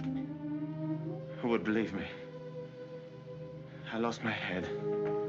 I just knew I had to do something. Anything. I carried her out to the boat. It was very dark. There was no moon. I put her in the cabin. When the boat seemed a safe distance from the shore, I took a spike and drove it again and again through the planking of the hull. I opened up the sea cocks and the water began to come in fast. I climbed over into the dinghy and pulled away. I saw the boat heel over and sink. I pulled back into the cove. It started raining. Maxim, does anyone else know of this? No, no one except you and me. We must explain it. It's got to be the body of someone you've never seen before. No, they're bound to know. Her rings, bracelets she always wore. They'll identify her body. Then they'll remember the other woman. The other woman buried in the crypt. If they find out it was Rebecca, you must simply say that you made a mistake about the other body. That the day you went to Edgecombe, you were ill. You didn't know what you were doing. Rebecca's dead. That's what we've got to remember. Rebecca's dead. She can't speak. She can't bear witness. She can't harm you anymore. We're the only two people in the world that know, Maxim. You and I. I told you once that I'd done a very selfish thing in marrying you. You can understand now what I meant. I've loved you, my darling. I shall always love you. But I've known all along that Rebecca would win in the end. No, no. She hasn't won. No matter what happens now, she hasn't won.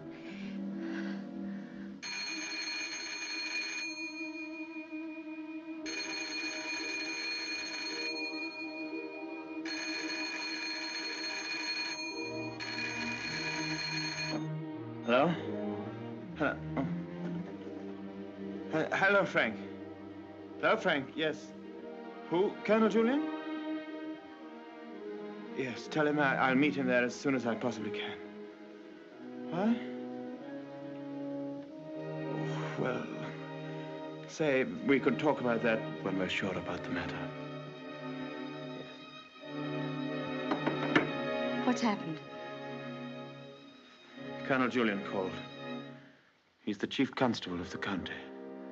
He's been asked by the police to go to the mortuary. He wanted to know if I could possibly have made a mistake about that other body.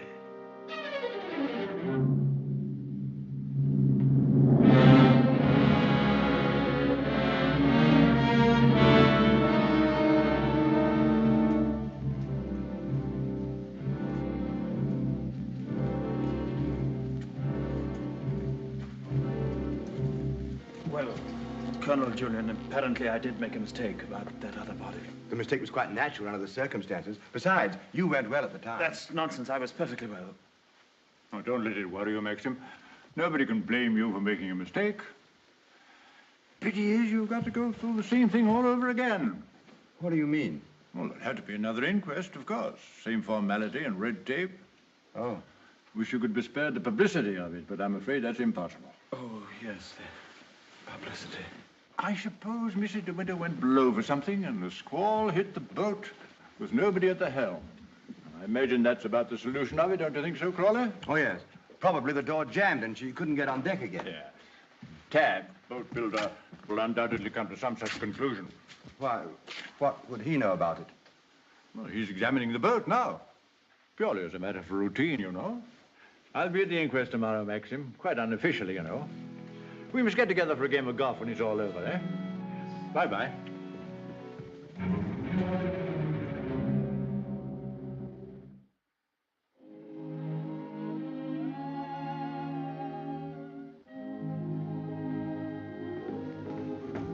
I have the evening papers, madam. Would you care to see them? Oh, no, thank you, Frith. And I prefer that Mr. De Winter weren't troubled with them either. I understand, madam. Permit me to say that we're all most distressed outside.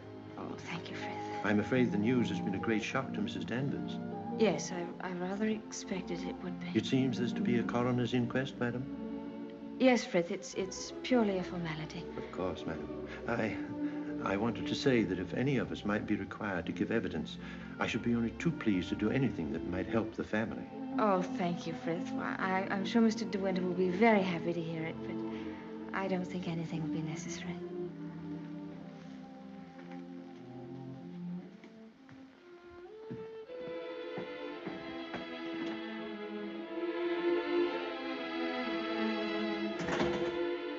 Maxim.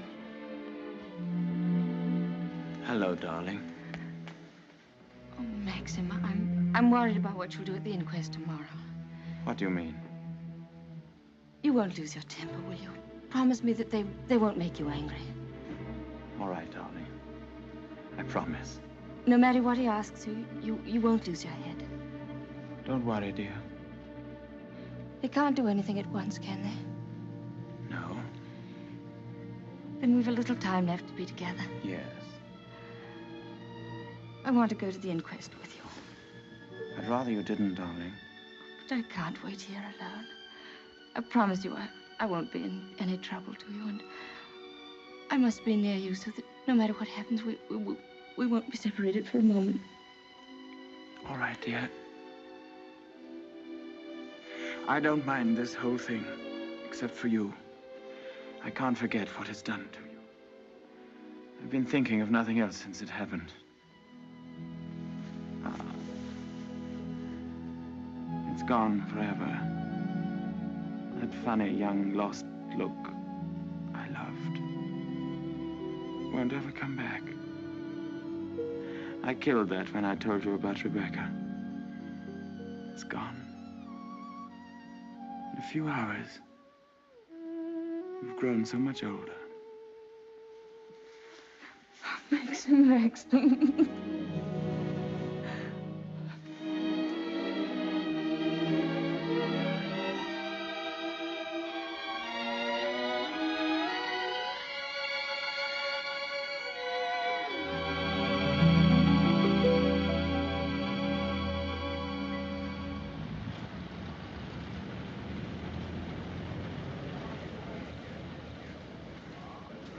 Black Jack Brady was his name.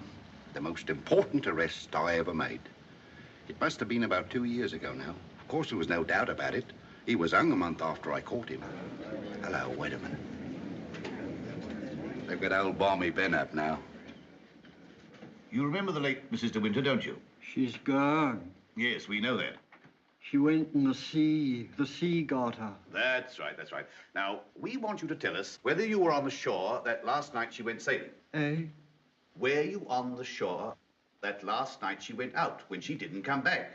I didn't see nothing. I don't want to go to the asylum. Them cruel folks there. Now, nobody's going to send you to the asylum. All we want you to do is to tell us what you saw. I didn't see nothing.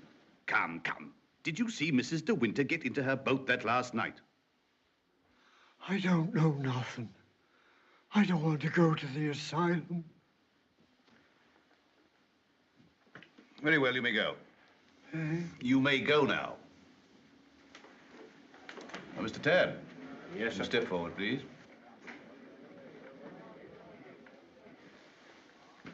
The evidence you give is calling me the truth, whole truth, but the truth. I do. So help me. The late Mrs. De Winter used to send her boat to your shipyard for reconditioning. That's right, sir. Can you remember any occasion when she had any sort of accident with the boat? No, sir. I often said Mrs. De Winter was a born sailor. Now, when Mrs. De Winter went below, as is supposed, and a sudden gust of wind came down, that would be enough to capsize the boat, wouldn't it? Excuse me, sir, but there's a little more to it than that. Well, what do you mean, Mr. Tabb? I mean, sir, the seacocks. What are the seacocks? Oh, well, the seacocks are the valves to drain out the boat. They're always kept tight closed when you're afloat. Yes? Well, yesterday, when I examined that boat, I found they'd been opened. Well, what could be the reason for that? Just this. That's what flooded the boat and sunk her. Are you implying? That boat never capsized at all. I know it's a terrible thing to say, sir, but in my opinion, she was scuttled. And there's them holes. What holes? You know, planking. What are you talking about? Of course, that boat's been underwater for over a year, and tide's been knocking her against the ridge. But it seemed to me, them holes looked as if she'd made them from the inside. Then you believe she must have done it deliberately? Couldn't have been no accident. Not with her knowledge of boats. You knew the former Mrs. De Winter very well, I believe. Oh, yes. Would you believe her capable of suicide? No, frankly, I would not. You never can tell. You may stand down, Mr. Tabb. Mr. De Winter, please.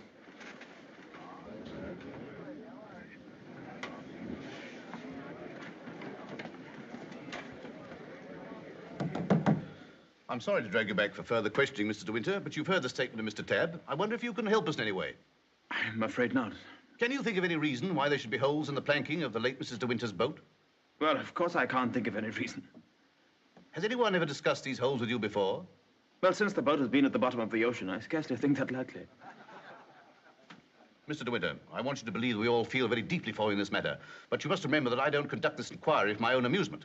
That's rather obvious, isn't it? I hope that it is. Well, since Mrs. De Winter went sailing alone, are we to believe that she drove those holes herself? Well, you may believe what you like. Can you enlighten us as to why Mrs. De Winter should have wanted to end her own life? I know of no reason whatever. Mr. De Winter, however painful it may be, I have to ask you a very personal question. Were relations between you and the late Mrs. De Winter perfectly happy?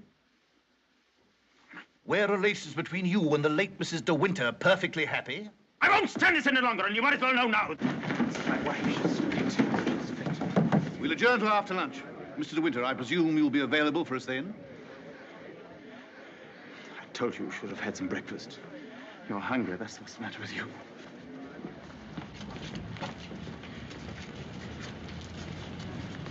Mr. Frith thought you might like to have some lunch from the house and sent me with it. Oh, that's fine, man. And can you pull around the corner? Very good, sir.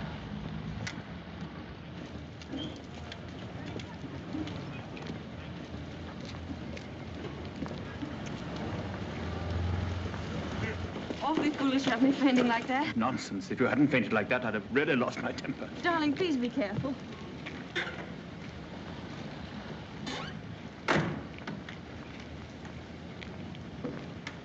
Darling, if you wait here a few moments, I'll see if I can find old Frank. Of course, darling. Don't worry about me. I'll be all right. Sure? Here. Try a spot of this. Do you good. Thank you. Are you all right? Yes, of course. Won't be long. Right you are. Hello. And how does the bride find herself today? I say, marriage with Max is not exactly a bed of roses, is it? I think you better go before Maxim gets back. Oh, jealous, is he? Well, I can't say I blame him. But you don't think I'm the big bad wolf, do you? I'm not, you know. I'm a perfectly ordinary, harmless bloke. And I think you're behaving splendidly over all this. Perfectly splendidly. You know, you've grown up a bit since I last saw you. It's no wonder. What do you want, Flavelle? Oh, hello, Max. Things are going pretty well for you, aren't they? Better than you ever expected. I was rather worried about you at first. That's why I came down to the inquest. Well, I'm touched by your solicitude, but if you don't mind, we'd rather like to have our lunch. Lunch? I say, what a jolly idea. Rather like a picnic, isn't it? Oh, I'm so sorry. Do you mind if I put this there? You know, Max, old boy, I really think I ought to talk things over with you. Talk what things over? Well, those holes in the planking, for one thing. Those holes that were drilled from the inside. Oh, Mullen. Yes, sir? Would you, like a good fellow, have my car filled with petrol? It's almost empty. Very good, sir. And Mullen, close the door, will you? Yes, sir. Does this bother you?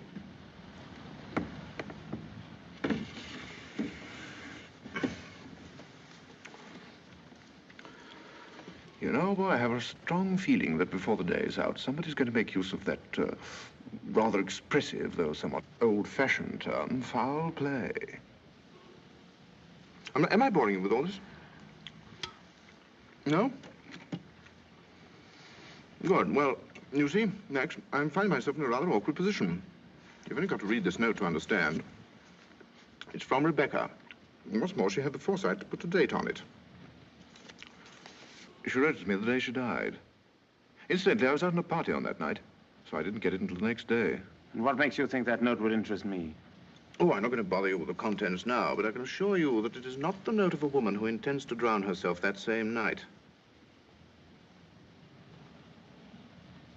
By the way, what do you do with old bones? Bury them, eh, what? However, for the time being... You know, Max, I'm getting awfully fed up with my job as a motor car salesman. I don't know if you've ever experienced the feeling of driving an expensive motor car that isn't your own. But it can be very, very exasperating. You know what I mean. You want to own the car yourself.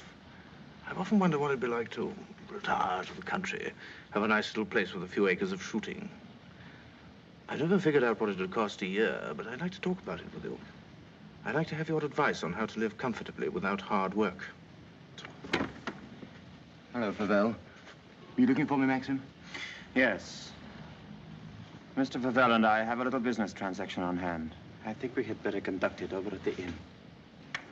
They may have a private room there. Well, see you later. Find Colonel Julian. Tell him I want to see him immediately. Come on, Pavel, let's go.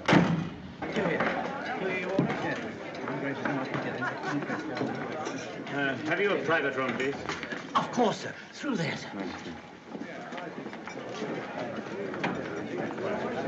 Hope this will do, Mr. De Winter. Oh, splendid. Splendid. Exactly like the Ritz. Any orders, gents? Yes, you might bring me a large brandy and soda. How about you, Max? Have one on me. I feel I can afford to play host. Thanks, I don't mind if I do. Make it two, will you, like a good fellow? Very good, sir. Where's Mr. De Winter? Through the other door, sir. Colonel Julian, this is Mr. Pavel. Oh, I know Colonel Julian. We're old friends, aren't we?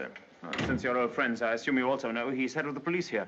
I think he might be interested to hear your proposition. Go on, tell him all about it. I don't know what you mean. I merely said I hope to give up selling cars and retire into the country. Actually, he offered to withhold a vital piece of evidence from the inquest if I made it worth his while. I only want to see justice done, Colonel.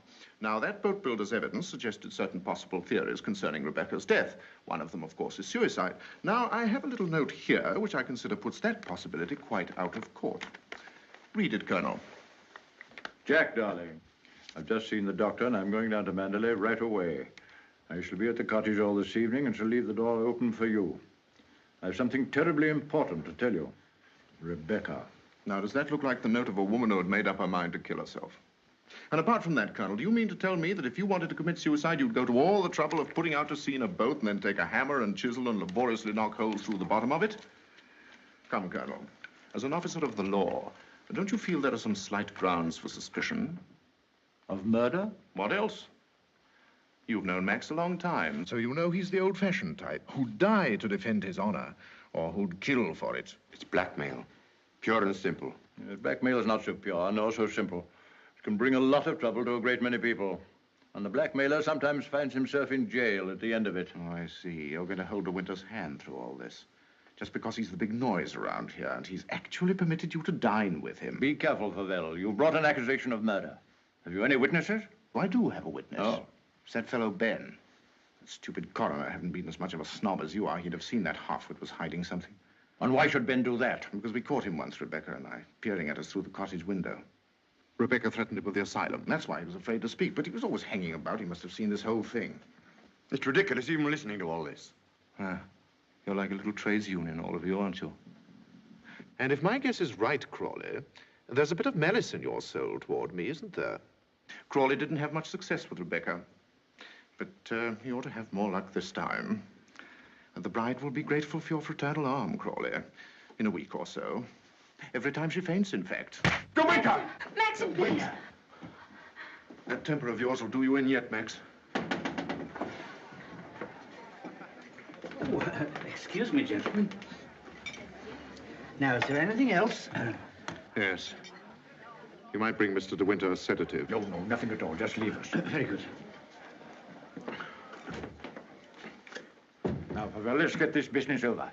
As you seem to have worked out the whole thing so carefully, perhaps you can provide us also with a motive. I knew you were going to bring that up, Colonel. I've read enough detective stories to know that there must always be a motive.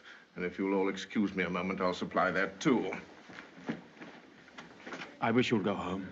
You ought not to be here through all this. Please let me stay, Maxim. Surely, Colonel Julian, you're not going to allow this fellow to... My opinion of Pavel is no higher than yours, Crawley. But in my official capacity, I have no alternative but to pursue his accusation. I entirely agree with you, Colonel. In a matter so serious as this, we must make sure of every point, explore every avenue. And, in fact, if I may coin a phrase, leave no stone unturned. Here she is, the missing link, the witness who will help supply the motive. Colonel Julian, Mrs. Danvers, I believe you know everyone else. Won't you sit down? No offense, Colonel, but I think I'll put this to Danny. She'll understand it more easily. Danny, who was Rebecca's doctor? Mr. De Winter always had Dr. McLean from the village. Now, you heard. I said Rebecca's doctor in London.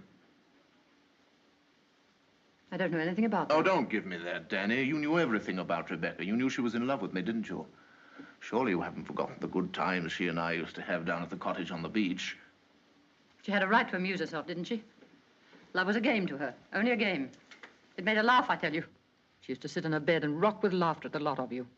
Can you think of any reason why Mrs. De Winter should have taken her own life?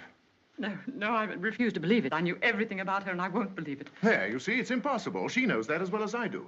Now, listen to me, Danny. We know that Rebecca went to a doctor in London on the last day of her life. Who was it? I don't know. Oh, I understand, Danny. You think we're asking you to reveal secrets of Rebecca's life. You're trying to defend her, but that's what I'm doing. I'm trying to clear her name of the suspicion of suicide. Mrs. Danvers, it has been suggested that Mrs. De Winter was deliberately murdered. There you have it in a nutshell, Danny. But there's one more thing you'll want to know. The name of the murderer. It's a lovely name that rolls off the tongue so easily. George Fortescue Maximilian De Winter.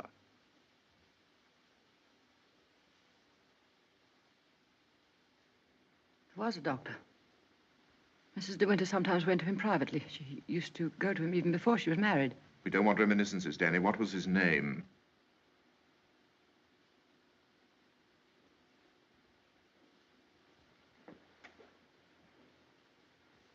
Dr. Baker, 165 Goldhawk Road, Shepherd's Bush. There you are, Colonel. There's where you'll find your motive. Go and question Dr. Baker. He'll tell you why Rebecca went to him, to confirm the fact that she was going to have a child. A sweet, curly-headed little child. It isn't true. It isn't true. She would have told me. She told Max about it. Max, who knew he wasn't the father, so like the gentleman of the old school that he is, he killed her. I'm afraid we shall have to question this, Dr. Baker. Here, here. But for safety's sake, I think I'd like to go along, too. Yes, unfortunately, I suppose you have the right to ask that. I'll see the coroner and have the inquest postponed pending further evidence. I say, aren't you rather afraid that the prisoner, should we say, might bolt? You have my word for it that he will not do that. Toodaloo, Max. Come along, Danny. Let's leave the unhappy couple to spend their last moments together alone.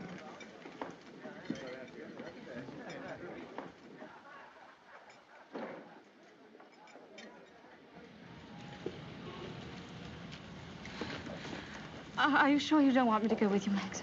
No, darling, it'll be very tiring for you. I'll be back the very first thing in the morning, and I won't even stop to sleep. I'll be waiting for you.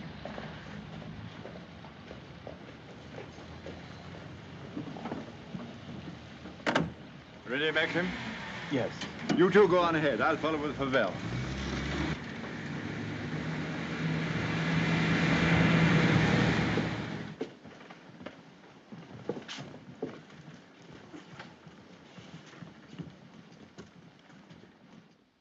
Dr. Baker, you may have seen Mr. De Winter's name in the papers recently.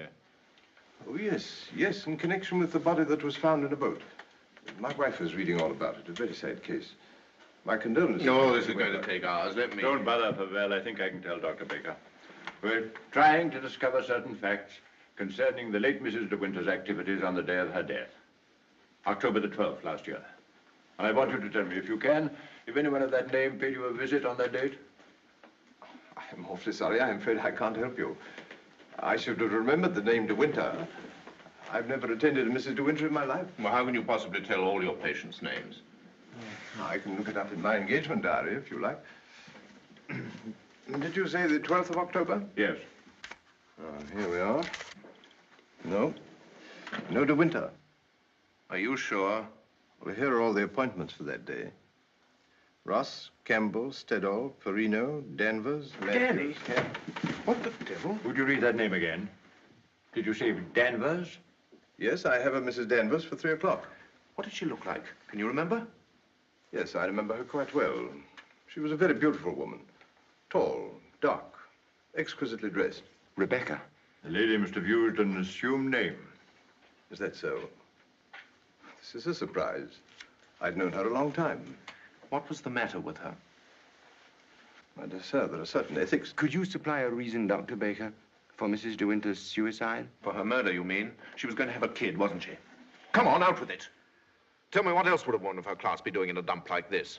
I take it the official nature of this visit makes it necessary for me to... I assure you, we'd not be troubling you if it were not necessary. You want to know if I can suggest any motive as to why Mrs. De Winter should have taken her life? Yes, I think I can. The woman who called herself Mrs. Danvers was very seriously ill. She was not going to have a child. Well, that was what she thought. My diagnosis was different. I sent her to a well-known specialist for an examination and x-rays. And on this date, she returned to me for his report. I remember her standing here, holding out her hand for the photograph. I want to know the truth, she said. I don't want soft words and a bedside manner. If I'm for it, you can tell me right away. I knew she was not the type to accept a lie. If she'd asked for the truth, I'd let her have it. She thanked me. I never saw her again, so I assumed that... What was wrong with her? Cancer. Yes, the growth was deep-rooted. An operation would have been no earthly use at all. In a short time, she would have been under morphia. There was nothing that could be done for her, except wait. Did she say anything when you told her? She smiled in a queer sort of way. Your wife was a wonderful woman, Mr. De Winter. And, oh, yes, I remember she said something that struck me as being very peculiar at the time. When I told her it was a matter of months, she said, "Oh, no, doctor, not that long." You've been very kind. You've told us all we wanted to know. We should probably need an official verification. Verification? Yes, to confirm the verdict of suicide. I understand. Can I offer you gentlemen a glass of sherry? Oh, very kind. I think we ought to be going. Thank heaven we know the truth. Dreadful thing. Dreadful. A young and lovely woman like that. No wonder. I never had the remotest idea. Neither did Danny, I'm sure. I wish I had a drink. Will we be needed at the inquest any further, Colonel Julian? No, I can see to it that Maxim's not troubled any further. Thank you, sir. Are you ready to start, Colonel? No, thank you. I'm staying in town tonight. And let me tell you, Favell, blackmail is not much of a profession. We know how to deal with it in our part of the world, strange as it may seem to you. Oh, I'm sure I don't know what you're talking about. But if you ever need a new car, Colonel, just let me know. It's impossible to thank you for your kindness to us through all this. You know what I feel without my saying anything. Not at all. Put the whole thing behind you. But let your wife know she'll be getting worried. Yes, of course. I'll phone her at once, then we'll get straight down to Mandalay. Goodbye, Crawley. Maxim's got a great friend.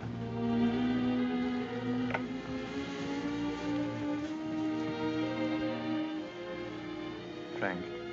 Yes, Maxim? Something you don't know. Oh, no, there isn't.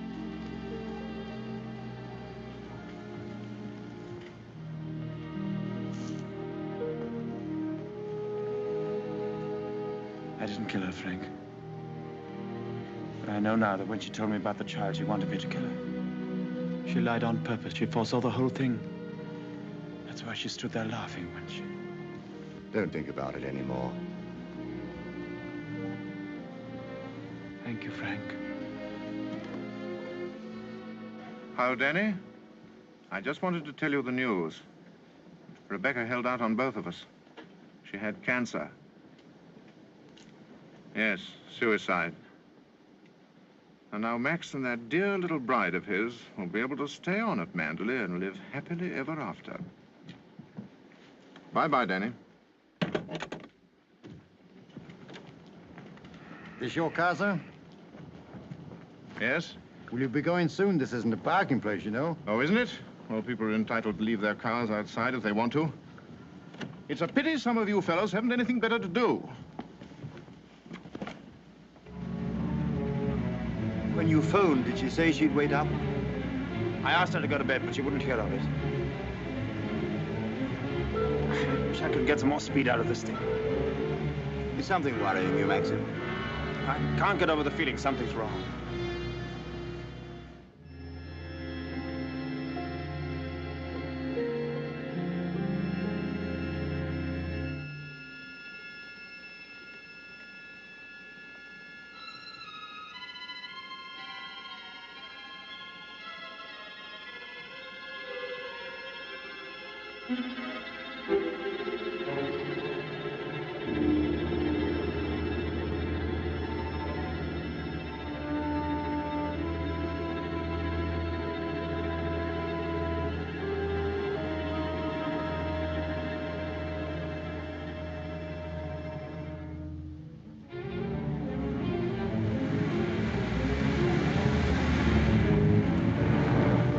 Frank. What's the matter? Why did we stop? What's the time? Well, this clock's wrong. It must be 3 or 4. Why? That can't be the dawn breaking over there. It's in the winter that you see the northern lights, isn't it? That's not the northern lights. That's Mandalay.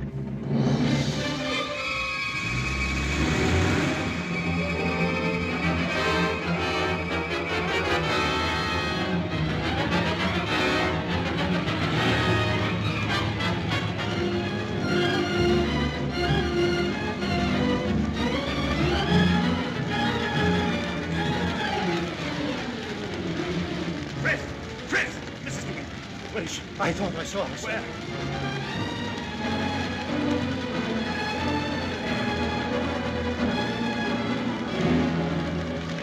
Maxim! Thank heaven you come back to me. Are you all right, darling? Oh, yes. Are you all right? Mrs. Danvers. She's gone mad. She said she'd rather destroy Mandalay than see us happy here. Look! The West Wing!